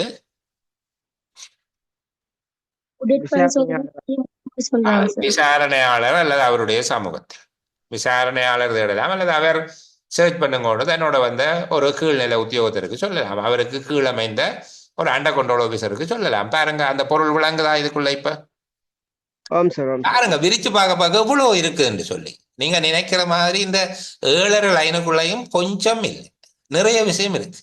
இப்ப கஸ்டம்ஸை யோசிங்க, மதுவரி திணைக்களத்தை யோசிங்க, பிரைபரியை யோசிங்க, எல்லாரும் இதுக்குள்ள வருது. அவர்களுக்கு தேடுவதற்கு அதிகாரம் உள்ள எல்லோரும் இங்க வரும். அதனாலதான் நான் சொன்னேன் அதிகாரம் அளிக்கப்பட்டவர் சமூகத்தில் என்று சொன்னதா அதுக்காக. அதிகாரம் அளிக்கப்பட்டவர் முன்னிலையில், அங்க நீதவானம் அதிகாரம் அளிக்கப்பட்டவர், விசாரணையாளரும் அதிகாரம் அளிக்கப்பட்டவர். சரியா? கதைக்க நிறைய விஷயம் இதுக்குள்ள. பாருங்க எவ்வளவு ஆழமா இருக்கு. அந்த பந்தி சின்னதா இருந்தது. நான் கூட கதைக்கிறேனோ தெரியல, ஆனால் பிள்ளைகளுக்கு இன்ட்ரெஸ்டா இருக்கும் அப்படின்னு நினைச்சு கொண்டு கதைக்கிறேன். அது இப்படி இருக்கோ தெரியல. இருக்கா இல்லையா? ஓகே. அப்படி தேட தேட புதுசா எல்லாம் விளங்குமப்பா. மற்றது நீங்கள் கேட்க வேணும். சரியா? இப்படி கேட்கிற போதுதான் உண்மையில அந்த கேள்வி கேட்கிறவர்கள் மீது எனக்கு ஒருபோதும் ஒரு என்ன சொல்லுகிறது, ஒரு கசப்பும் ஏற்படாது. நீங்க அப்படி யோசிக்க தேவையில்லை. யார் கேள்வி கேட்டாலும் அது அவர்கள் இந்த விடயத்தை ஆராய்வதற்கு மிகப்பெரிய உதவி. அது அழகா இப்ப விளங்குது பாருங்க. ஏதாவது தவறு, என்ன தவறுன்னு சொல்லல, வீட்டிலேயோ அல்லது இடத்திலேயோ, ஒரு கடையிலேயோ அல்லது ஒரு அலுவலகத்திலேயோ எங்கேயோ சட்டமுறையாக தேடுதல் செய்யப்படுதல் என்பதனுடைய பொருள் சட்டத்தினால அனுமதிக்கப்பட்ட விதிமுறைகளுக்கு அமைவாக தேடுதல் செய்தல் என்பதை அது குறிக்குது. செய்யப்படுகிற நேரத்தில் முதலாவது அங்க இருக்கிற ஒருத்தரையும் வெளியே போவேணாம்னு மறைச்சு வைக்கலாம், தடுத்து வைக்கலாம். 2வது அவர்களை உடற்பரிசோதனையும் செய்யலாம். புரியுதா? உடற்பரிசோதனை செய்யலாம் என்பதை இன்னும் கொஞ்சம் விளக்கமாக, தகுதி வாய்ந்தவர் முன்னிலையில் உடற்பரிசோதனையும் செய்யலாம். சட்டமுறையான தேடுதலின் போது நபர்களை தடுத்து வைக்க முடிவதுடன் அல்லது தடுத்து வைக்கலாம் என்பதுடன் தகுதி வாய்ந்தவர் முன்னிலையில் உடற்பரிசோதனையும் செய்யலாம். எவ்வளவு அழகாங்களை விளங்கிட்டு சட்டமுறையான தேடுதல் செய்யப்படும் போதிலெல்லாம் என்பதனுடைய பொருளும் விளங்கிட்டது. இப்ப இதுக்கு மேல நாங்கள் நேரத்தை மெனக்கெடுத்த கூடாது. அடுத்ததுக்கு போவோமா? அந்த பொருளை மட்டும் திருப்பி இருக்க சொல்லுங்க. சாரி, அந்த தடித்த இடத்துல உள்ளதுக்கான அந்த பொருளை மட்டும் திருப்பி இருக்க சொல்லணுமா சார்? சட்டமுறையாக தேடுதல் செய்யப்படும் போதிலெல்லாம். சட்டமுறையான தேடுதல் என்பதனுடைய பொருள் என்ன? சட்டத்தினால அனுமதிக்கப்பட்ட விதிமுறைகளுக்கு அமைவாக தேடுதல் செய்யப்படும் எல்லா சந்தர்ப்பங்களிலும், தேடுதல் செய்யப்படுகிற எல்லா சந்தர்ப்பங்களிலும் இந்த விதிமுறைகள் பொருந்தும் என்பதைத்தான் அவர் சொல்லுகிறார். சட்டமுறையாக தேடுதல் செய்யப்படுகின்ற என்பதனுடைய கருத்து சட்டத்தினால் அனுமதிக்கப்பட்ட முறைக்கு அமைவாக செய்யப்படுகின்ற தேடுதல் என்பதை குறிக்கிறது. சட்டத்தினால் அனுமதிக்கப்பட்ட அல்லது சட்டத்தினால் குறித்துரைக்கப்பட்ட நியதிகளுக்கு அமைவாக தேடுதல் செய்யப்படுவதை குறிப்பிடுகிறது என்று எழுதினால் சரி. உங்களுக்கு அதை வாசிக்க அதுக்கு ஒரு கருத்தொண்டு வரும் தானே. சட்டமுறையாக தேடுதல் செய்யப்படும் போதிலெல்லாம் என்று வாசிக்க உங்களுக்கு ஏதோ ஒரு மனசுல ஒரு கருத்தொண்டு வரும். இதுதான் கருத்து. அந்த கருத்து எழுதினா சரி. சரியா? Okay sir. Okay, thank you. தகுதி வாய்ந்தவர் ஒரு சொல்ல ரெண்டு சொல்ல. சாரி, தகுதி வாய்ந்தவர்ன்றது ஒரு சொல்ல ரெண்டு சொல்ல சார். தகுதி வாய்ந்தவர் ரெண்டு சொல்ல அடுங்களையா, பரவாயில்ல. ஆனா தகுதி வாய்ந்தவர் சேர்த்துத்தான் எழுதுறது. சரிதானே? தகுதி வாய்ந்தவர் என்று எழுதுறது சேர்த்து தகுதி வாய்ந்தவர் ஒரே சொல்ல எழுதலாம். சரி, 2ஆக எடுத்தாலும் இப்போ உங்களுக்கு 13 சொல்லுங்க நிக்குது தானே. 12ஆ 13ஆன்றதானே குழப்பம். பரவாயில்ல, அதுக்குள்ள நிக்கிறபடியா பிரச்சனை இல்லை. சரி, இப்ப நாங்கள் அடுத்த உரைப்பகுதிக்கு போ. மிக பழங்காலத்தில் மரக்கட்டடங்களில் பயன்படுத்தியுள்ள கைமரங்கள் பெரியன. இது அலங்காரம், நெருப்பின் போது எதிர்ப்பு தன்மை, பாரமான அமைப்பினால் கட்டடத்தின் உறுதி, வேலைப்பாடுகளை செய்வதில் உள்ள இடவசதி, நீண்டகால உறுதி ஆகியவற்றை எதிர்பார்த்து செய்திருக்க வேண்டும். பெரிய கைமரங்களை இணைக்கும் போது சதுர வடிவில் வெட்டப்பட்டு நடுவில் ஓர் ஆப்பு மூலம் உறுதியாக்கப்பட்ட ஓர் மூட்டு முறை பயன்படுத்தப்பட்டுள்ளது. அதுல தானாவுக்கு பதிலாக காணாடி விட்டு போச்சு பயன்படுத்தப்பட்டுள்ளது என்பதில் நீங்கள் வாசிக்கிற போது அதை தானா என்று நினைச்சு கொண்டு வாசிக்க. இந்த பகுதியா உறுதியாக்கப்பட்ட ஓர் மூட்டு முறை பயன்படுத்தப்பட்டுள்ளது. கைமரங்கள் ஓவியங்களினால் அலங்கரிக்கப்பட்டுள்ளன. பெரும்பாலும் வெளிப்புறம் நோக்கியுள்ள கைமரங்களின் நுனி கொம்புச்சுழி வடிவில் தேவசுழிய எனும் பெயரினால் அறிமுகப்படுத்தி பல கட்டடங்களில் அலங்கரிக்கப்பட்டுள்ளது. திரும்ப ஒரு தடவை வாசிக்கிறேன். மிக பழங்காலத்தில் மரக்கட்டடங்களில் பயன்படுத்தியுள்ள கைமரங்கள் பெரியன. இது அலங்காரம், நெருப்பின் போது எதிர்ப்பு தன்மை, பாரமான அமைப்பினால் கட்டடத்தின் உறுதி, வேலைப்பாடுகளை செய்வதில் உள்ள இடவசதி, நீண்டகால உறுதி ஆகியவற்றை எதிர்பார்த்து செய்திருக்க வேண்டும். பெரிய கைமரங்களை இணைக்கும் போது சதுர வடிவில் வெட்டப்பட்டு நடுவில் ஓர் ஆப்பு மூலம் உறுதியாக்கப்பட்ட ஓர் மூட்டு முறை பயன்படுத்தப்பட்டுள்ளது. கைமரங்கள் ஓவியங்களினால் அலங்கரிக்கப்பட்டுள்ளன. பெரும்பாலும் வெளிப்புறம் நோக்கியுள்ள கைமரங்களின் நுனி கொம்புச்சுழி வடிவில் தேவசுழிய எனும் பெயரினால் அறிமுகப்படுத்தி பல கட்டடங்களில் அலங்கரிக்கப்பட்டுள்ளது. சரி, இப்போ இதுக்கு சாராம்சம் சொல்றதுக்கு முன்ன எங்களோட வளமையான வேலைக்கு போ. இந்த உரைப்பகுதியில 3 கூற்றுக்களும் ஒரு அபிப்பிராயமும் இருக்கிறது. 3 கூற்றுக்கள் ஒரு அபிப்பிராயம் இருக்கிறது. அந்த அபிப்பிராயம் எது? அந்த கைமரம் வந்து எப்படி செய்திருக்கணும் ஆகியவற்றை அப்படின்னு. எதிர்பார்த்து செய்திருக்க வேண்டும். உறுதி. முதலாவது சார் இருப்பின் உறுதித்தன்மை, பாரமான அமைப்பினால் கட்டடத்தின் உறுதி. அந்த சரி, இங்க எத்தனை கூற்றுக்கள் இருக்குன்னு சொன்னாங்க? அபிப்பிராயத்தை விட்டு பார்த்தால் 2 கூற்றுக்கு 2 கூட்டு இருக்கு. என்னென்ன கூட்டு இருக்குது? அந்த மூட்டு முறை பயன்படுத்திக்கிறா அதுவும் அடுத்த வந்து என்ன மூட்டு முறை? ஆப்பு மூலம் உறுதியாக்கப்பட்ட ஒரு மூட்டு முறை பயன்படுத்தப்பட்டுள்ளது கைமரங்களை இணைக்கிறதுக்கு. அடுத்த வந்து அந்த வெளிப்புறம் நோக்கியுள்ள அந்த தேவசுழின்னு சொல்ற அது ஒரு கூற்று.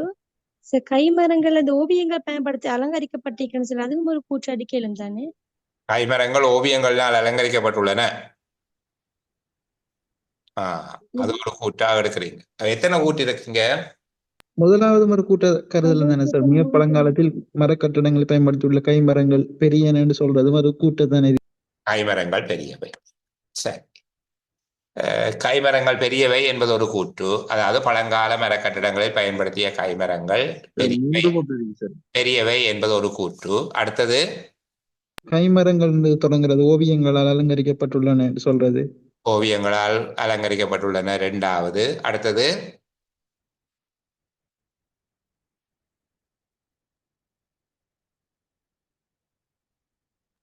இடையில இருக்கிறது கூற்று சார். என்ன கூற்று? அதை சொல்லுங்க. இது அலங்காரம் தொடங்கி பயன்படுத்தப்பட்டது. அதன் சாராம்சத்தை சொல்லுங்க.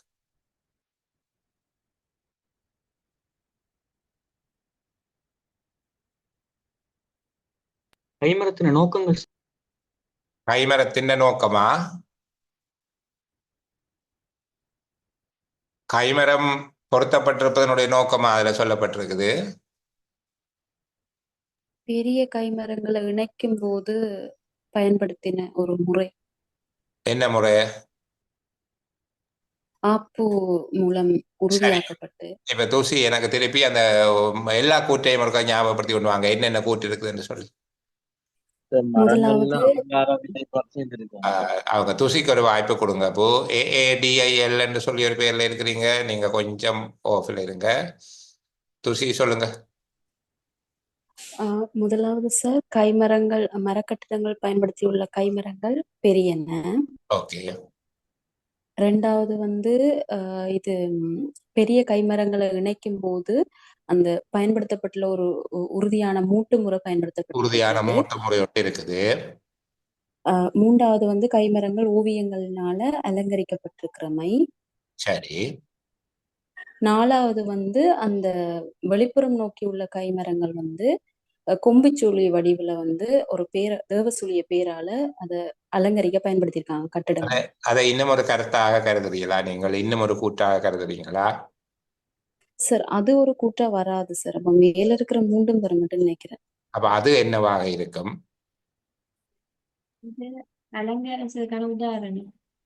அந்த மூன்றாவது கூற்றினுடைய விபரித்தல், மூன்றாவது கூற்றினுடைய விவரித்தலாகத்தான் அது இருக்கு. கைமரங்கள் ஓவியங்களினால் அலங்கரிக்கப்படும். ஓவியம் என்றது அதுல படத்தை கீறுறது இல்லை, அது சிற்பங்களோ ஏதோ அந்த விதமாக ஓவியங்களினால் அலங்கரிக்கப்பட்டுள்ளது என்பது அது பெரும்பாலும் ஒரு இப்படித்தான் இருக்குது என்று சொல்லி. வெளியில இருக்கிற மரங்கள், உள்ளுக்கு இல்லை, வெளிப்பக்கத்துல ஆகளுக்கு பார்க்க தெரிகிற மரங்கள்ல அந்த தேவசுழிய என்று சொல்லி ஒரு நுனி கொம்புச்சுழி வடிவத்துல இருந்திருக்கு.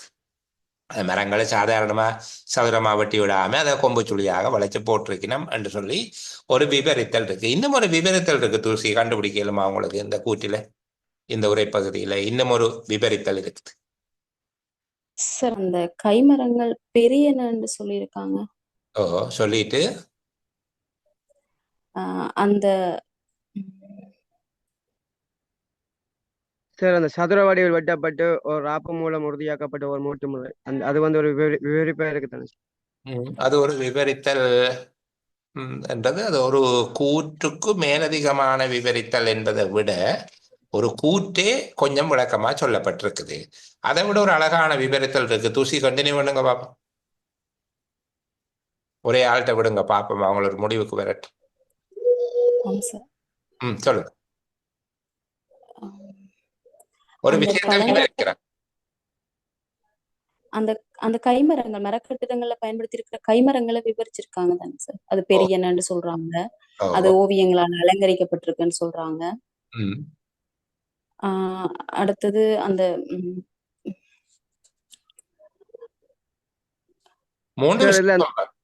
அந்த கொம்புச்சுழி வடிவில்ன்றதை வந்து தேவசுழிய என்று சொல்லி அதை விவரிச்சிருக்கிறாங்க சார். இல்ல, அது சரி நவராசன், நான் அதை ஏற்றுக்கொண்டேன். அதை விட ஒரு விவரித்தல் இருக்குது, அதை கண்டுபிடிக்க முடியுதா என்று சொல்லுங்க.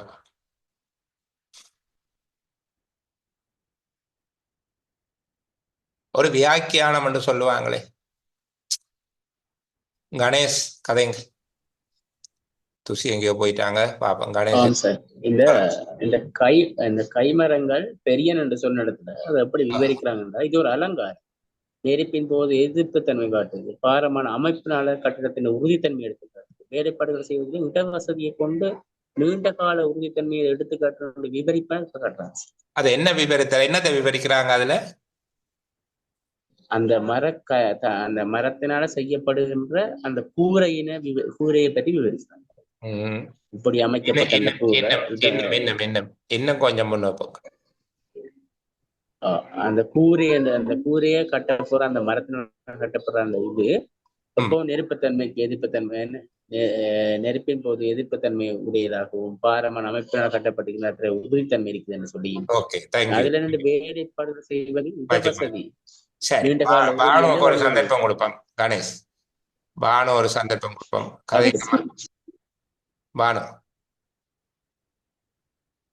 அது வந்து கைமரங்களோட அந்த கைமரம் அந்த அதை செய்யற அந்த பலகை அந்த மரத்தை பத்தி விவரிக்கிறான் சார். அது நெருப்பின் போது எரிப்பு தன்மை காட்டும்னு சொல்றாங்க. பாரம் அமைப்புல அது கட்டிடத்து உறுதிய பேணும்னு சொல்ற. அது நீண்ட காலமா யூஸ் பண்ணிடும்னு சொல்ற. அந்த மரங்கள்ல கை மரத்தால செய்யறதுல பழங்கால மர சிறப்பு சொல்லுங்க, என்ன சொன்னாங்க? பழங்கால மர கட்டிடங்கள் வீரியத்தன்மையை ஓகே, சஃப்ராஸ் வந்துட்டு போனாரு. நாம அவரு வாய்ப்பு கொடுக்கல, அக்கௌண்ட் பண்ண. அதாவது பழங்காலத்துல பயன்படுத்தப்பட்ட பழங்காலத்துல கட்டடங்கள்ல பயன்படுத்தப்பட்ட கைமரங்களுடைய சிறப்பு தன்மை இவற்றை விவரிக்கப்பட்டிருக்கு சார். அதாவது நெருப்பின் போது அது காற்று எதிர்ப்பு தன்மை, பாரமான அமைப்பினால் கட்டடத்துல உறுதி, அதை விளக்கமா இதுல சொல்லியிருக்கேன். சரி, ரூபன் ஏதோ சொல்ல வாங்க. இதுல வந்து சார் பெரிய கைமரங்கள் பயன்பாடு என்ன என்று சொல்லிதான் சொல்லியிருக்காங்க. பழங்காலத்துல வந்து எதிர்பார்த்தேன் ரூபன். கவனிங்க, கைமரங்கள் பெரியன. இது ஆகியவற்றை எதிர்பார்த்து செய்திருக்க வேண்டும். இந்த பெரிய கைமரங்களை வச்சதுக்கான காரணம் என்னவாக இருக்கலாம் என்று சொல்லி இவர் இடையில தான் கதைக்கிறேன். 3 உண்மைகளை அவர் சொல்றார். 3 உண்மைகளை உரையாசிரியர் தான் பேசுகிறார். மிக பழங்காலத்தில் மரக்கட்டடங்களில் பயன்படுத்திய கைமரங்கள் பெரியவையாக இருந்திருக்கு. அது அவர் சொல்லுகிற ஒரு உண்மை. இதை சொல்லி போட்டு இடையில தான் சொந்தமா கதைக்க தொடங்குறார். இது எது?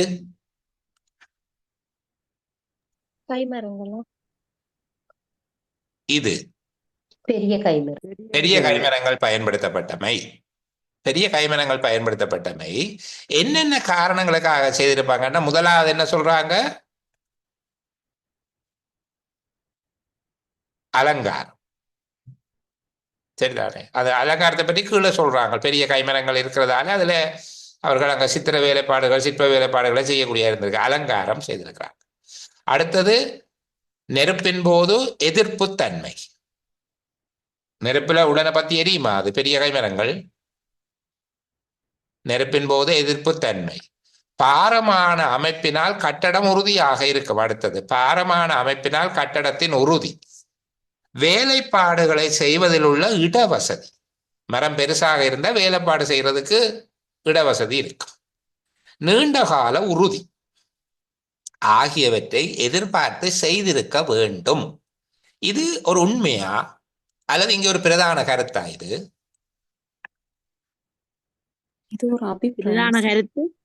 இது ஒரு அபிப்பிராயம். அதாவது கைமரங்கள் பெருசாக இருக்கிறதுக்கு இதுதான் காரணமாக இதுதான் காரணமாக இருக்கலாம் என்று சொல்லி ஒரு அபிப்பிராயம் சொல்லப்பட்டது. அப்ப முதலாவது இங்க மிக பழங்கால மரக்கட்டடங்களில் பயன்படுத்திய கைமரங்கள் பெரியவையாக இருந்தது என்பது ஒரு உண்மை. 2வது உண்மை என்ன?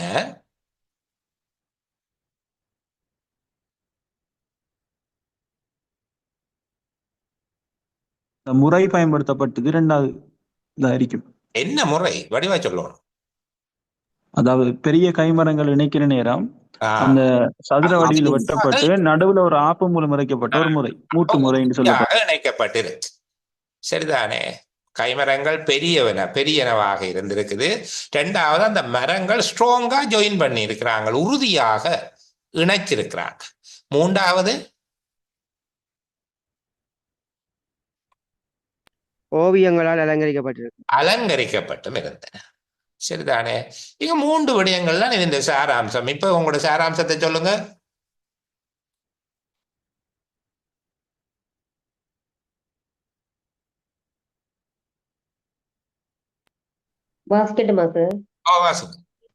சார்,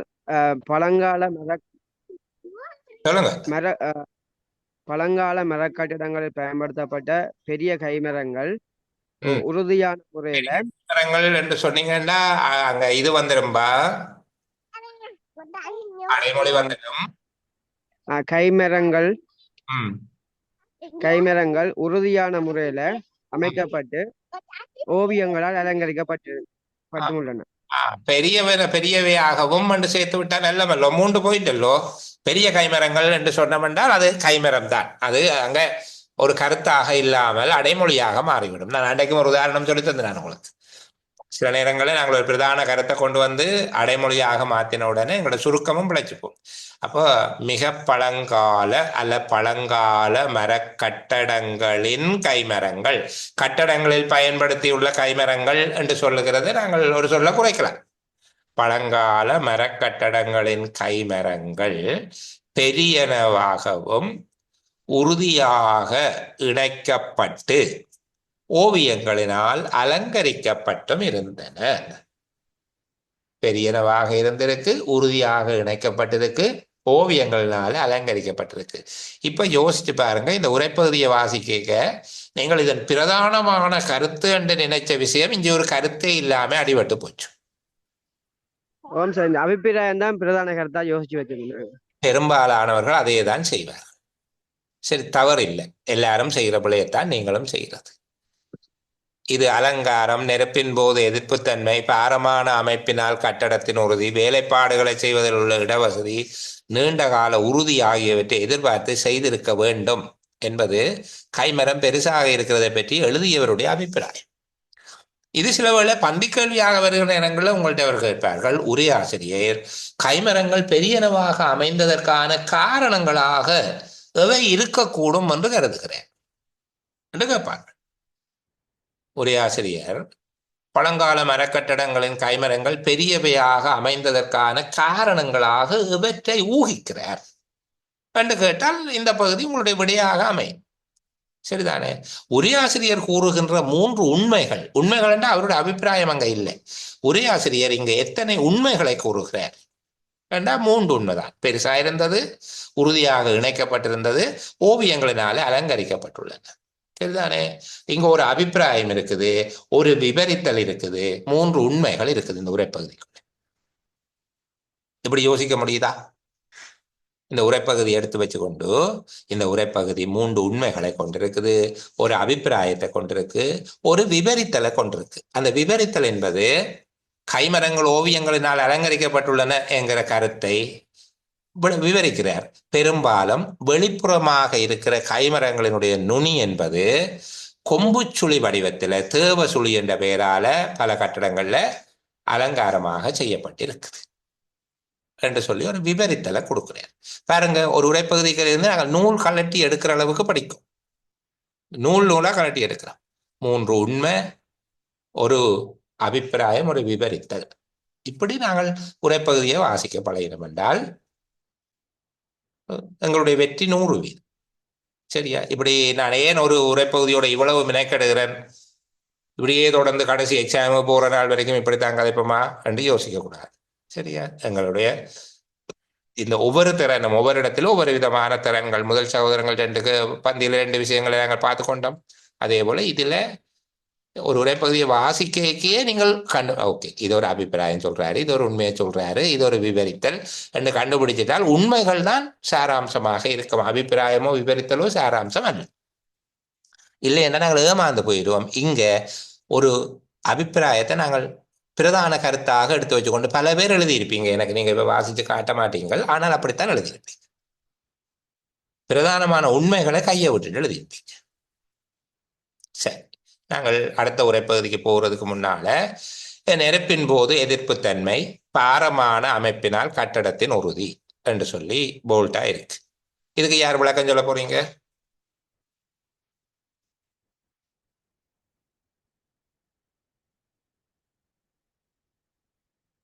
யார் விளக்கம் சொல்றீங்க? துசி சொல்லுங்க. கைமரங்களானது கட்டிடத்தை அலங்கரிப்பது மட்டுமல்லாது திடீர் தீ விபத்துகளின் போது எதிர்ப்புத்தன்மையுடனவாகவும் கட்டிடத்தை உறுதியாக்கவும் பயன்படுத்தப்பட்டன. கைமரங்கள் பெரிதாக அமைந்ததற்கான பல காரணங்களில் தீ விபத்தின் போது கட்டடம் பாதுகாக்கப்படுவது மற்றும் கட்டடம் உறுதியாக இருப்பது ஆகிய காரணங்களும் அடங்கி இருக்கிறது. அதுதான் அவர் அங்க சொல்ல வருகிற செய்தி. புரிஞ்சுதா? இப்ப பாருங்க, நாங்கள் முதல் வாசிக்கிறதுக்கும் இப்ப எங்களுக்கு இந்த உரைப்பகுதியை பார்க்கிற போது இருக்கிற தெளிவுக்கும் இடையில ஒரு வித்தியாசம் இருக்குதா? சரி, எல்லாரும் அமைதியா இருக்கிறபடியால வித்தியாசம் இருக்கு என்று ஆம் நான் சார். ஆ சரி. இப்போ ஆம் சார். நாங்கள் ஒரு சிறிய இடைவேளைக்கு ஒரு 5 நிமிஷம் இடைவேளை எடுத்துக்கொண்டு இந்த 13வது உரை பகுதியை வாசிப்போம்.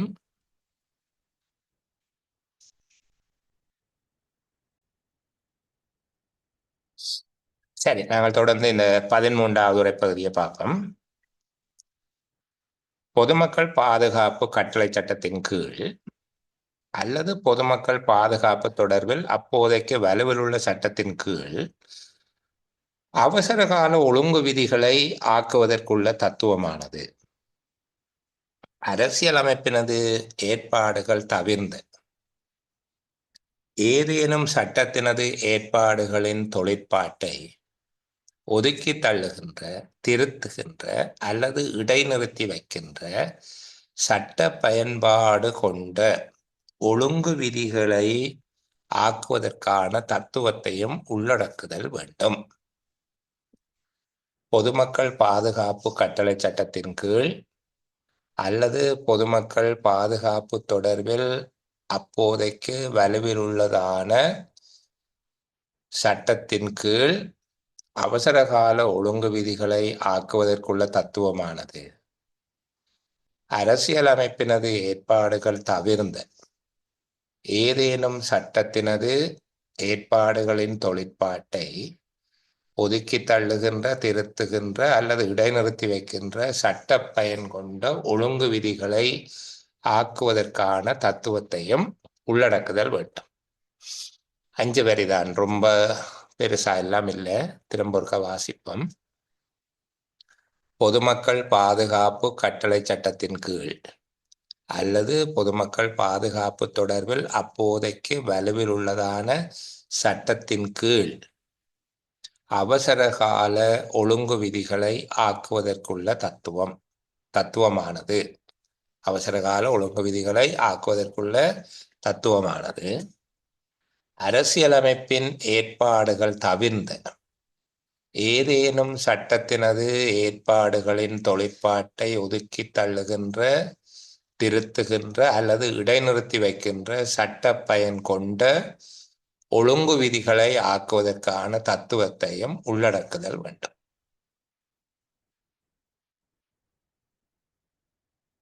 சரி, இப்போ இதுல எதை பற்றி சொல்லப்படுது? இந்த உரைப்பகுதியில பேசப்படுகிற பொருள் என்ன? இந்த உரைப்பகுதி எதை பற்றி உங்களுக்கு சொல்லுது? தலைப்பு அதை மட்டும் சொல்லுங்க. அவசர கால ஒழுங்கு விதியின் தத்துவம் பற்றி சொல்லுது சார். அவசரகால ஒழுங்கு விதிகளின் தத்துவம். நீங்க ஒரு விஷயத்தை ஞாபகம் வச்சுக்கொள்ளுங்க. இந்த சட்டம் தொடர்பான சொல்லாடல்ல எங்கேயாவது தத்துவம் என்ற வார்த்தை வரமாக இருந்தால் அதனுடைய பொருள் என்ன? அதிகாரம். அதை ஒரு பிலோசபி என்ன எடுக்கக்கூடாது. கண்ணதாசன் தத்துவ பாடல்கள் என்பது போல எடுக்கக்கூடாது. அது அதிகாரம். சரிதானே? அப்ப இங்க எதன் அதிகாரத்தை சொல்லப்படுகிறது? அவசரகால சட்டத்தை. அவசரகால சட்டத்தை ஆக்குவதற்கான அதிகாரம்.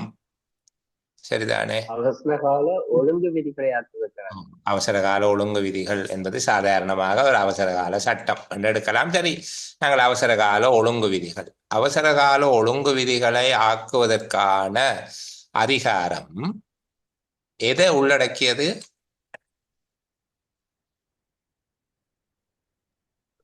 சட்ட பயன் கொண்ட ஒழுங்கு விதிகளை ஆக்குவதற்கான அதிகாரத்தை கொண்டிருக்கு.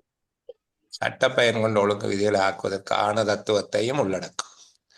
அவசரகால ஒழுங்கு விதிகளை ஆக்குவதற்கான தத்துவம் என்பது அல்ல தத்துவமானது சட்ட பயன் கொண்ட ஒழுங்கு விதிகளை ஆக்குவதற்கான தத்துவத்தையும் உள்ளடக்கும்.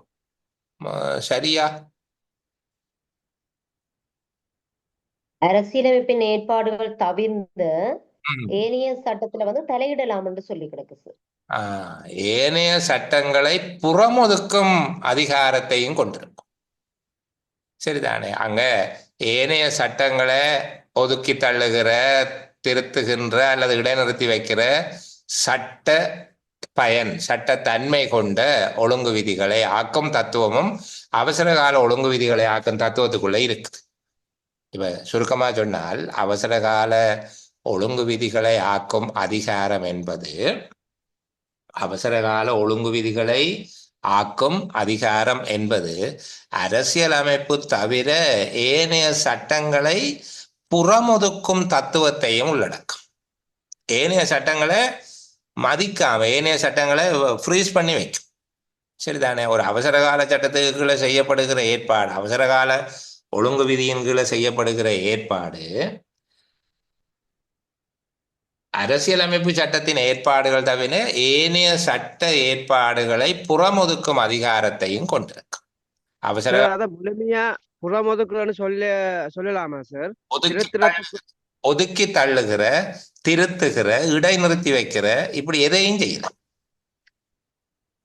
உள்ளடக்குதல் வேண்டும் என்று சொல்லப்படுற முற்று முழுதாக அகற்றுறது தானே சார், அந்த கை கொள்ளாமல் விடுறது தானே சார்? ஒதுக்கி தள்ளுகிறேன்டா கை கொள்ளாம விடலாம். இப்ப உதாரணத்துக்கு நீதிமன்றத்தின் கைது உத்தரவு இல்லாமல் நபர் ஒருவர் கைது செய்யப்படக்கூடாதுங்கிறது சாதாரண சட்ட ஏற்பாடு. ஆனால் அவசர கால சட்டத்தின் கீழ் நபர் ஒருவர் கைது செய்யப்படுவார். கைது செய்வதற்கான உத்தரவு இல்லாமலே கைது செய்யப்படுவார். அதே போல நபர் ஒருவர் கைது செய்யப்பட்டால் தகுதி வாய்ந்த நீதவான் முன்னிலைப்படுத்தப்பட்டு அவருடைய கட்டளையின் பேரில் தான் அவர் தடுத்து வைக்கப்படலாம் என்று சொல்றது சாதாரண சட்டம். ஆனால் அவசர கால சட்டத்தின் கீழ் அவர் தடுப்பு காவல் உத்தரவில் 6 மாதம் வரைக்கும் நீதிமன்றத்தில் பாரப்படுத்தாமலே தடுத்து வைத்து விசாரிக்கப்படலாம். இதுதான் நாங்க சொல்லப்படுகிற விடயம். அந்த சட்டத்தின் ஏற்பாடுகளை அரசியலமைப்பு சட்டத்தை மீறினார். அவசர உள்ளடக்குதல் வேண்டும் என்று சொல்லப்படுறது என்ன? அதாவது அந்த தத்துவத்தை உருவாக்கப்படுறது சொல்லப்படுது இந்த இடத்துல. இந்த தத்துவத்தை உருவாக்க திருப்பி சொல்லுங்க ஐயா. அந்த கடைசியில வர வரி சார், ஆக்குவதற்கான தத்துவத்தையும் உள்ளடக்குதல் வேண்டும். அவசரகால சட்டத்தை ஆக்கும் உரிமை என்பது, அவசரகால சட்டத்தை ஆக்குகிற உரிமை என்பது சட்டத்தை மீறுகின்ற ஒழுங்கு விதிகள், அதாவது சாதாரண சட்டங்களுக்கு தானே அரசியல் அமைப்பு தவிர்ந்த ஏனைய சட்டங்களை புறக்கணிப்பதற்கான தத்துவத்தையும் உள்ளடக்கும். அவசரகால சட்டத்தை ஆக்கும் அதிகாரம் என்பது ஏனைய சட்டங்களை புறக்கணிக்கும் அதிகாரத்தையும் உள்ளடக்குவதாகத்தான் இருக்கும். அப்ப அவசரகால சட்டத்தை ஆக்கும் அதிகாரம் என்பதனுடைய இன்னொரு வடிவம் ஏனைய சட்டங்களை ஒதுக்கி தள்ளி செயற்படுகின்ற அதிகாரமாக அமையும். புரியுதா அல்லது வேற மாதிரி சொல்லட்டுமா? கேள்வி கேட்ட சகோதரனுடைய சத்தத்தை காணையில போயிட்டாரு. விளங்குதா பிள்ளைகளை? அவசரகால சட்டத்தை ஆக்கும் அதிகாரம் என்பது இந்த விஷயத்தையும் உள்ளடக்கித்தான் இருக்கு. எந்த விஷயத்தை? ஏனைய சட்டங்களின் பயன்பாட்டை மட்டுப்படுத்தும் அதிகாரத்தையும் உள்ளடக்குகிறது. சரிதானே? ஏனைய சட்டங்களினுடைய பயன்பாட்டை மட்டுப்படுத்தும் அதிகாரத்தையும் அது தனக்குள்ள கொண்டிருக்குது. அவசரகால சட்டங்களை ஆக்கும் அதிகாரம் என்பது அரசியல் அமைப்பு தவிர்ந்த ஏனைய சட்டங்களை மட்டுப்படுத்தும் அதிகாரத்தையும் உள்ளடக்கியதாகும். புரியுதா நான் சொல்றது? விளங்கிச்சா? இங்க விஷயம் தான். அது அவசர கால ஒழுங்கு விதிகள் எதன் கீழ் ஆக்கப்படுகிறது என்று கேட்டால் தான் முன்னுக்கு இருக்கிற விஷயம். பொதுமக்கள் பாதுகாப்பு கட்டளை சட்டம் அல்லது பொதுமக்கள் பாதுகாப்பு தொடர்பில் அப்போதைக்கு வலுவில் உள்ள ஒரு சட்டம், அதன் கீழ்தான் அவசரகால ஒழுங்கு விதிகள் ஆக்கப்படுகிறது. சரிதானே? அவசரகால ஒழுங்கு விதிகளை ஆக்குவதற்காக எந்த சட்டங்கள் பயன்படுத்தப்படும்? எந்த சட்டத்தின் கீழ் அவசரகால ஒழுங்கு விதிகள்? இந்த அவசரகால சட்டம் என்ற வார்த்தையை பயன்படுத்த அது ஒரு ஒழுங்கு விதி. சட்டம் என்பது பாராளுமன்றத்தில் நிறைவேற்றப்பட்டால் தானே சட்டம். சட்ட ஆக்க அமைப்பாளர். அப்ப இங்க ஒழுங்கு விதி என்ற வார்த்தையை பயன்படுத்துறாங்க. ஏற்கனவே உருவாக்கப்பட்ட சட்டத்தின் அடிப்படையில் இந்த ஒழுங்கு விதிகளை உருவாக்கலாம். ஜனாதிபதிக்கு இருக்கு. இப்ப 2 நாட்களுக்கு முன்னுக்கு அவர் தனக்கு இருக்கிற அதிகாரத்தின் ஒழுங்கு விதி 40 சொல்லி இருக்கிறார். பாதுகாப்பு படைகளை சட்டம் ஒழுங்கு நடவடிக்கையில ஈடுபடுத்தலாம். முப்படைகளையும் ஈடுபடுத்துங்க. சட்டம் ஒழுங்கு நடவடிக்கையில் ஈடுபடுத்துவது போலீசாருடைய கடமைகளை அவர்களை செய்ய அனுமதிக்கலாம் என்று சொல்லப்பட்டிருக்கு. அதுபோல அவசரகால ஒழுங்கு விதிகளை ஆக்கும் உரிமை என்பது ஏனைய சட்ட பயனை அல்லது ஏனைய சட்டங்களினுடைய செயலாற்றலை நிறுத்தி வைக்கிற அதிகாரமும் அதுக்குள்ள இருக்கு. அவசரகால ஒழுங்கு விதிகளை ஆக்கும் போது ஏனைய சட்டங்களின் பயன்பாட்டை அல்லது ஏனைய சட்டங்களினுடைய ஏற்பாடுகளை நிறுத்தி வைத்துக் கொள்ள முடியும். அவற்றை புறம் ஒதுக்கலாம் அல்லது அந்த சட்ட ஏற்பாட்டை வேற மாதிரி திருத்தலாம். அது அதில் இருந்தாலும் இப்படித்தான் செய்யுங்க என்று சொல்லலாம். இடைநிறுத்தி வைக்கலாம் அல்லது ஒதுக்கி தள்ளலாம், திருத்தலாம் என்று சொல்லப்பட்டிருக்கு. அப்ப ஏனைய சட்ட ஏற்பாடுகளை மேலோங்கி மீறி செயற்படுகிற அதிகாரத்தையும் உள்ளடக்கியதாக இருக்கும். சரி, அந்த வார்த்தைகள் பொருத்தமான வார்த்தையை நீங்க போட்டுக்கொள்ளலாம். இதுதான் முடியும். அவசரகால ஒழுங்கு விதிகளை ஆக்குவதற்கான அதிகாரம் என்பது அரசியல் அமைப்பு தவிர்ந்த ஏனைய சட்டங்களை அல்ல ஏனைய சட்டங்களின் பிரயோகத்தினை நிறுத்தும் அதிகாரத்தையும் அல்லது நிறுத்தி வைக்கும் அதிகாரத்தையும் கொண்டிருக்கும். சரியா? இங்க ஒதுக்கி தள்ளுகின்ற, திருத்துகின்ற அல்லது இடைநிறுத்துகின்ற சட்டப்பயன் கொண்டன்றது என்ன கருத்து என்று நாங்கள் எழுத போகிறோம். சாரி, இதுல வேர்ட் லிமிட் இல்லையா சார்? நம்ம இப்ப இதுல சுருக்கத்தை எழுதும் போது திருப்பி சொல்லுங்க ஐயா. இப்ப இதுல சாராம்சத்தை நம்ம எழுதும் போது ஒரு வசனத்துல எழுதும் போது வேர்ட் லிமிட் இல்லையா சார்? ஒரு வசனம்ன்றதான 13 சொல்லுக்கு மேல போகக்கூடாது. நான் முதல் சொல்லி இருக்கேன் தொடக்கத்திலேயே. நீங்க 13 சொற்களுக்குள்ள உங்களுடைய கருத்தை சொல்லுகிறதுக்கு முயற்சிக்க வேணும். சில மிக கடினமான இடங்கள்ல ஒரு 15 சொல்லு வரைக்கும் போகலாம். அது கூட விரும்பத்தக்கதல்ல. நான் அதை சொல்றதே இல்லை. நீங்க 13க்குள்ளேயே நின்று கொள்ளுங்க என்று சொல்லி, அதுக்காகத்தான் அந்த மேலே சொல்லப்பட்ட 6 பேர் அல்லது 3 பேரை சேர்த்து அதிகாரம் அளிக்கப்பட்டவர் அல்லது தகுதி வாய்ந்தவர் என்ற வார்த்தைகளை போடுறது காரணமே நாங்கள் அந்த சொல்வரையறைக்கு பொருள் சேதம் இல்லாம போகிறதுக்குரிய ஒரு முயற்சி தான். அப்ப இங்கே நாங்கள் இதை பார்க்கிறோம். பொதுமக்கள் பாதுகாப்பு கட்டளை சட்டத்தின் கீழ் அல்லது பொதுமக்கள் பாதுகாப்பு தொடர்பில் அப்போதைக்கு வலுவில் உள்ள சட்டத்தின் கீழ் அவசரகால ஒழுங்கு விதிகளை ஆக்கும் தத்துவம். அப்ப மேல சொல்லப்பட்டது விபரித்தல். அதை விட்டுட்டு அவசரகால ஒழுங்கு விதிகளை ஆக்கும் தத்துவம் அல்ல தத்துவம் என்பது அரசியலமைப்பு தவிர்ந்த ஏனைய சட்டங்களை புறமொதுக்கி செயற்படும் அதிகாரத்தையும் உள்ளடக்கும் என்று எழுதுகிறோம். இனி ஒதுக்கி தள்ளுகின்ற, திருத்துகின்ற அல்லது இடைநிறுத்தி வைக்கின்ற சட்டப்பயன் கொண்ட என்பதை எங்கள்கிட்ட கேட்டிருக்கிறபடியால நாங்கள் அந்த விடயத்தை சாதாரணமாக எழுதிட்டோமே என்று கவலைப்பட தேவையில்லை. அதுக்கு விளக்கம் எழுத போகிறோம். அப்ப நாங்கள் அரசியலமைப்பு தவிர்ந்த ஏனைய சட்டங்களின் பிரயோகத்தினை புறமொதுக்குகின்ற அல்லது மாற்றி அமைக்கின்ற அல்லது தற்காலிகமாக செயற்படாது தடுக்கின்ற சட்ட வலுவினை அல்லது சட்ட ரீதியான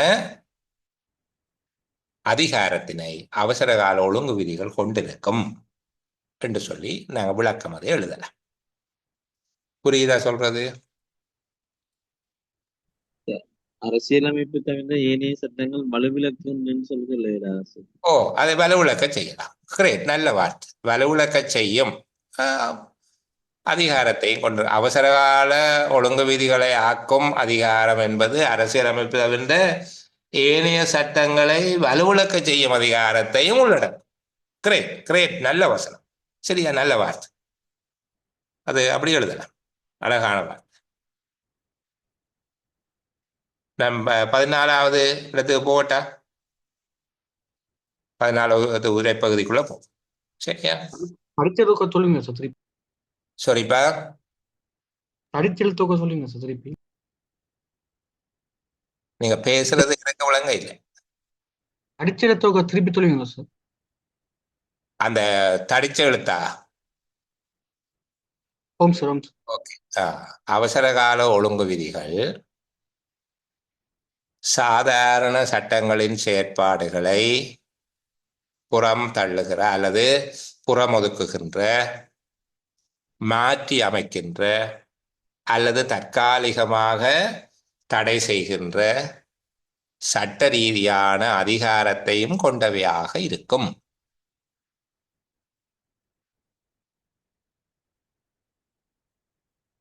சரி, நான் அடுத்த உரைப்பகுதிக்குள்ள போகிறேன் பிள்ளைகள். இந்த பகுதியை பார்ப்போம். நீங்களும் ஒரு வாசிங்களே.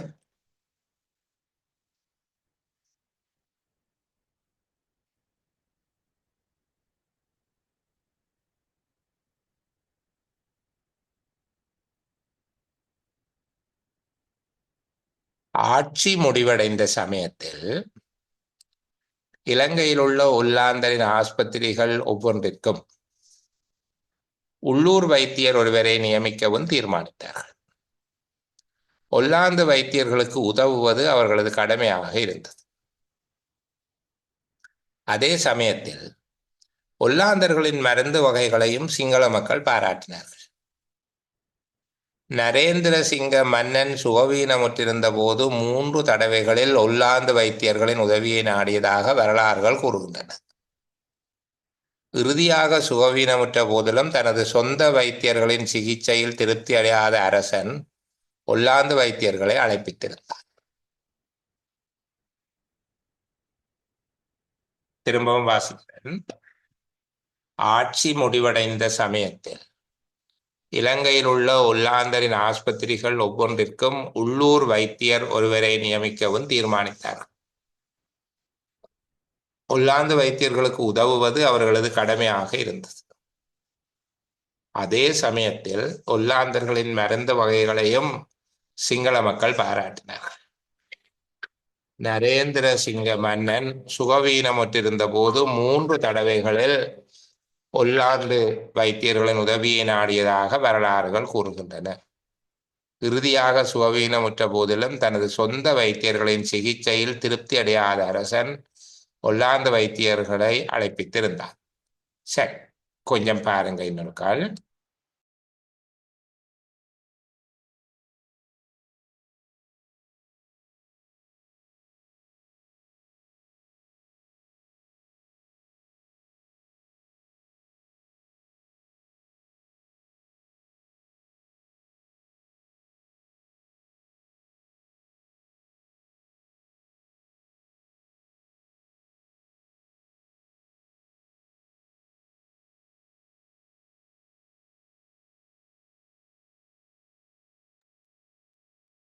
சரி, யார் சொல்றீங்க?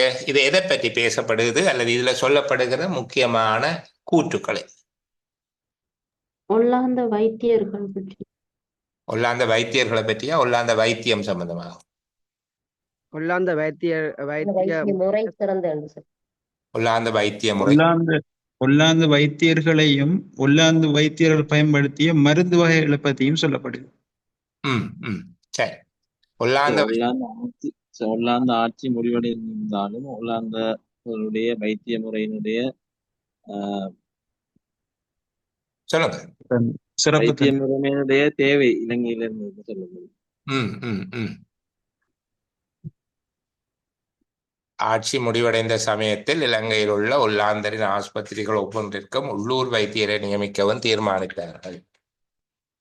உள்ளூர் வைத்தியரை நியமிக்கவும் தீர்மானித்தார்கள். ஒல்லாந்த வைத்தியர்களுக்கு உதவுவது அவர்களது கடமையாக இருந்தது. அதே சமயத்தில் ஒல்லாந்தர்களின் மருந்து வகைகளையும் சிங்கள மக்கள் பாராட்டினார்கள். நரேந்திர சிங்க மன்னன் சுகவீனமுற்றிருந்த போது 3 தடவைகளில் ஒல்லாந்து வைத்தியர்களின் உதவியை நாடியதாக வரலாறுகள் கூறுகின்றன. இறுதியாக சுகவீனமுற்ற போதிலும் தனது சொந்த வைத்தியர்களின் சிகிச்சையில் திருப்தி அடையாத அரசன் ஒல்லாந்து வைத்தியர்களை அழைப்பித்திருந்தார். இங்க சிறப்பு எதை பற்றி சொல்லப்படுது? ஒல்லாந்த வைத்திய முறை வந்து சிறந்த முறையில காணப்பட்டிருக்கு. வைத்தியம் வைத்தியத்தை காட்டிலும் அது சிறப்பு வாய்ந்தது. ஒல்லாந்த வைத்திய முறை சிறப்பாக இருந்தது. ஒல்லாந்த வைத்தியர்கள்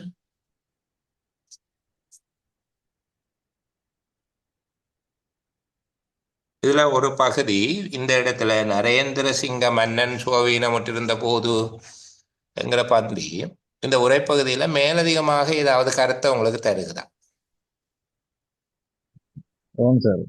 என்ன கருத்தை தரு?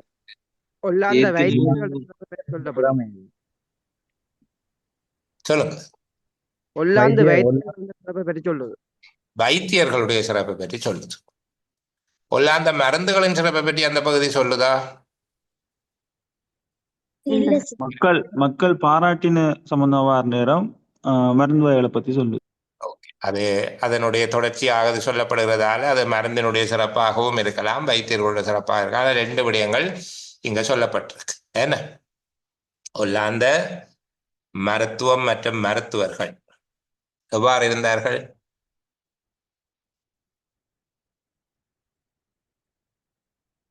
உள்ளூர்ல வரவேற்பை பெற்றிருந்தார்கள். என்ன உள்ளூர்ல பாராட்ட பெற்றிருந்தார்கள். அது மன்னன் மக்கள் என்கிற விடயங்கள் எல்லாரையும் நாங்கள் தவிர்த்து சொன்னால் அப்போ இலங்கையில் பாராட்ட பெற்றிருந்தார்.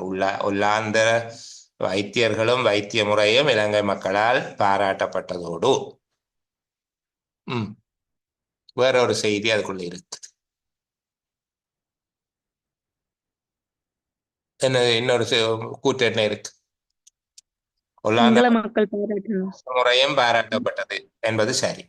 அடுத்து மன்னர்கள் கூட அவங்க மருத்துவ முறைய விரும்பாம வெளிநாட்டு மருத்துவத்தை விரும்பிக்கிறான் சார். ஓ அது சரி, பாராட்டப்பட்டதுன்னா விரும்பினாங்கன்னு சொல்லுவோம் தானேம்மா. ஓகே.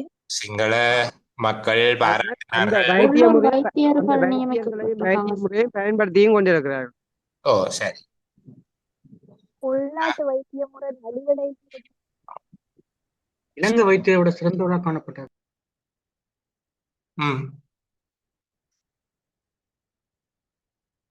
அங்க உள்ளார்ந்த வைத்தியர்கள் வைத்திய முறை ரெண்டும் வரவேற்பு பெற்றிருந்தது என்கிறது சரி, சரிதானே. அவர்களுக்கு உதவியாக உள்ளார்ந்த வைத்தியர்களின் மருத்துவ முறை என்ன உள்ளார்ந்த வைத்தியர்களின் மருத்துவ முறை உள்நாட்டில் வரவேற்பு பெற்றிருந்ததோடு அவர்களுக்கு உதவியாக உள்ளூர் வைத்தியர்களும் நியமிக்கப்பட்டிருந்தார்கள். முக்கியமான 2 விடயங்கள் அங்க இருந்திருக்குது. ஒல்லாந்த வைத்தியர்களும் அவர்களது மருத்துவ முறையும் பாராட்டப்பட்டதோடு அவர்களுக்கு உதவியாக உள்ளூர் வைத்தியர்களும் பணியாற்றி இருக்கிறார்கள், அதில் நியமிக்கப்பட்டிருக்கிறார்கள். இந்த ஆட்சி முடிவடைந்த சமயத்தில் என்பது ஒல்லாந்தர்களுடைய ஆட்சி காலத்தின் இறுதி பகுதியில் இந்த நிகழ்வு நிகழ்ந்ததை சுட்டி காட்டுகிறது. அதான் எழுதினமெண்டா சரி. ஆட்சி முடிவடைந்த சமயத்தில் என்பது ஒல்லாந்தருடைய ஆட்சி காலத்தின் நிறைவு பகுதியில் அல்லது இறுதி பகுதியில் இவ்வாறான நிலைமை காணப்பட்டதை குறிப்பிடுகிறார் அல்லது உரையாசிரியர் சுட்டி காட்டுகிறார் என்று சொன்னமெண்டா போதுமானது. சரிதான் சார். சொல்லுங்க சார் சார் இந்த விஷயத்த பாருங்க சார். ஆட்சி முடிவடைந்த சமயத்துல, அதாவது ஆட்சிக்கு பிறகு, அது வேற பிரித்தானியா வந்து ஆட்சிக்கு பிறகு இந்த ஒல்லாந்த வைத்திய முறையும் வைத்தியர்களும் வந்து இலங்கை நாட்டுல வந்து சிறப்பு பெற்று இருந்தார்கள். இப்படி ஒரு சாராம்சம் எழுதினால் பிள்ளையா? திருப்பி சொல்லுங்க, நீங்க உங்களோட சாராம்சத்தை நான் கேட்கிறேன். ஆட்சி முடிவடைந்த சமயத்தில்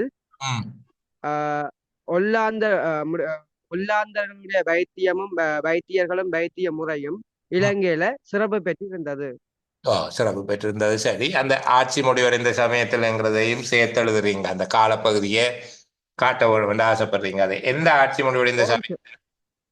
ஏன்னா சார் இப்ப அந்த ஆட்சி முடிஞ்சா ஒல்லாந்தர் ஆட்சி நடைபெறக்கு பெற்றுக் கொண்டிருக்கும் போது அந்த வைத்திய முறை இருந்ததுல எந்த ஒரு ஆட்சேபனையும் இல்லை.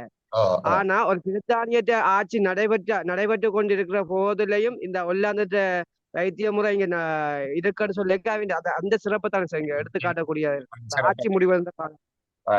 ஒல்லாந்தர் ஆட்சி கால முடிவிலும் என்ன ஒல்லாந்தர் ஆட்சி கால முடிவிலும் அவர்களது வைத்திய முறையும் வைத்தியர்களும் வரவேற்பு பெற்றதோடு அவர்களுக்கு உதவியாக உள்ளூர் வைத்தியர்களும் நியமிக்கப்பட்டார்கள் என்பதாக உங்களுக்கு இடம் தரமாக இருந்தால் அதை எழுதலாம். எனக்கு எழுதி பார்க்கிற போது கொஞ்சம் கூட வரும் போல இருக்கு, பாருங்க.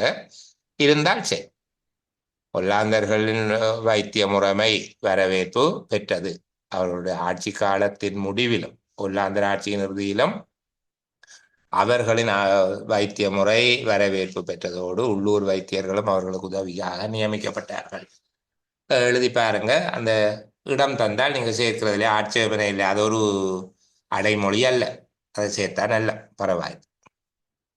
இந்த ஆட்சி முடிவடைந்த சமயத்தில்ங்கிறத போல்ட் பண்ணி கேட்கிறபடியால உங்களுக்கு அது விளங்கிட்டுது அல்லது அது இந்த முக்கியத்துவத்தை நீங்க சொல்ல போறீங்க தனியாக என்று சொல்லி இந்த கேள்வியை செட் பண்ணவர் எதிர்பார்க்கிறார். அதனால நீங்கள் அதுக்கு அதிகம் அழுத்தம் கொடுக்காம எழுதினா குறை இல்லை அந்த சுருக்கத்தில். ஏனென்றால் நீங்க திருப்பி சொல்ல போறீர்கள் ஒல்லாந்தர்களுடைய ஆட்சியின் பின்னரும் அல்லது ஆட்சி முடிவடையும் வேளையிலும் அவர்கள் மருத்துவம் சிறப்பு பெற்றிருந்ததை உரையாசிரியர் சுட்டிக்காட்டுகிறார் என்று கீழே எழுத போறீங்க.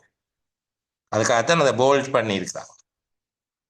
ஒல்லாந்தருடைய ஆட்சி இருந்தபோது அது வரவேற்பு பெறுவது ஆச்சரியமானதல்ல. அது முடிவடைகின்ற போது, ஒல்லாந்தருடைய ஆட்சி சரிகின்ற போதும் அது முக்கியத்துவம் பெற்றது என்றதை நீங்க விளங்கிக் கொள்றீங்களா? நீங்க சொல்லுகிற அந்த கருத்தை வாசிக்கிற போது உணர்ந்து கொண்டீங்களான்னு செக் பண்ணத்தான் அதை போல்ட் பண்ணி போட்டிருக்கிறார். ஆகவே அந்த கருத்தை நீங்க தனியாக கீழே விவரிச்சு எழுதினாலும் நல்லது, பிரச்சனையா இருக்காது. சுருக்கத்துல அதை சேர்த்தாலும் இல்லையா சார்? இல்ல, அதை சேர்க்கிறது நான் சொல்றது ஒல்லாந்தர் ஆட்சியின் பின்னரும் அல்லது ஆட்சியின் இறுதியிலும் கூட என்று எழுதுறதுக்கு உங்களுக்கு சொல் இடம் தரமாக இருந்தா எழுதுங்க. ஆனால் அதை தவிர்க்கிறத ஒரு நட்டமாக கருத மாட்டார்கள். ஏனென்றால் அவர் அதை நீங்கள் விசேஷமா புரிஞ்சு கொள்றீங்களான்னு பார்க்கத்தான் அது இந்த செகண்ட் பார்ட் கேள்வியை போட்டிருக்கிறேன். அந்த கேள்வியை போட்டவருடைய நோக்கம் உங்களுக்கு விளங்குது தானே? ஏன் அதை போல்ட் பண்ணினவர் என்றால் அதில் அந்த அந்த 3 வார்த்தையும் சொல்லுகிற அர்த்தம் கனதியானது.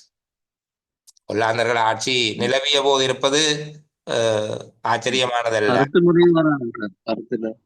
சாரி, கருத்துல முறிவு வராதா சார்? நீங்க பேசுறது எனக்கு வெட்டி வருது, மற்ற விளங்குதோ தெரியல. அந்த கருத்து அந்த மெயின் தீம் வந்து உடையாதான்னு இருக்கிறேன் சார். இல்ல, அது உடையாம எழுதுறதுக்கு ஆட்சேபனை இல்லைன்னு சொல்றேன் தானே. நான் இப்ப ஒல்லாந்தர் ஆட்சியின் இறுதியில் 3 சொல்லு வரப்போகுது. ஏன்னா அவர்களின் மருத்துவ முறைமை வரவேற்பை பெற்றிருந்ததோடு அவர்களுக்கு உதவியாக இலங்கை மருத்துவர்களும் நியமிக்கப்பட்டார், அல்ல உள்ளூர் மருத்துவர்களும் நியமிக்கப்பட்டார் என்று எழுதி பாருங்க. சொல்லு சரியா இருந்தா ஆட்சேபனை இல்லாத சேர்க்கலாம்.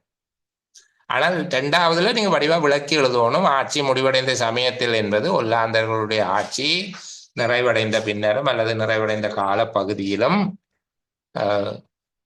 அவர்களின் வைத்திய முறைமை தொடர்ந்தும் சிறப்போடு இருந்தது என்பதை குறிப்பிடுகிறார் என்பதாக நீங்கள் எழுதணும். அதான் முக்கியமான அவர் எதிர்பார்க்கிறபடியே அல்ல.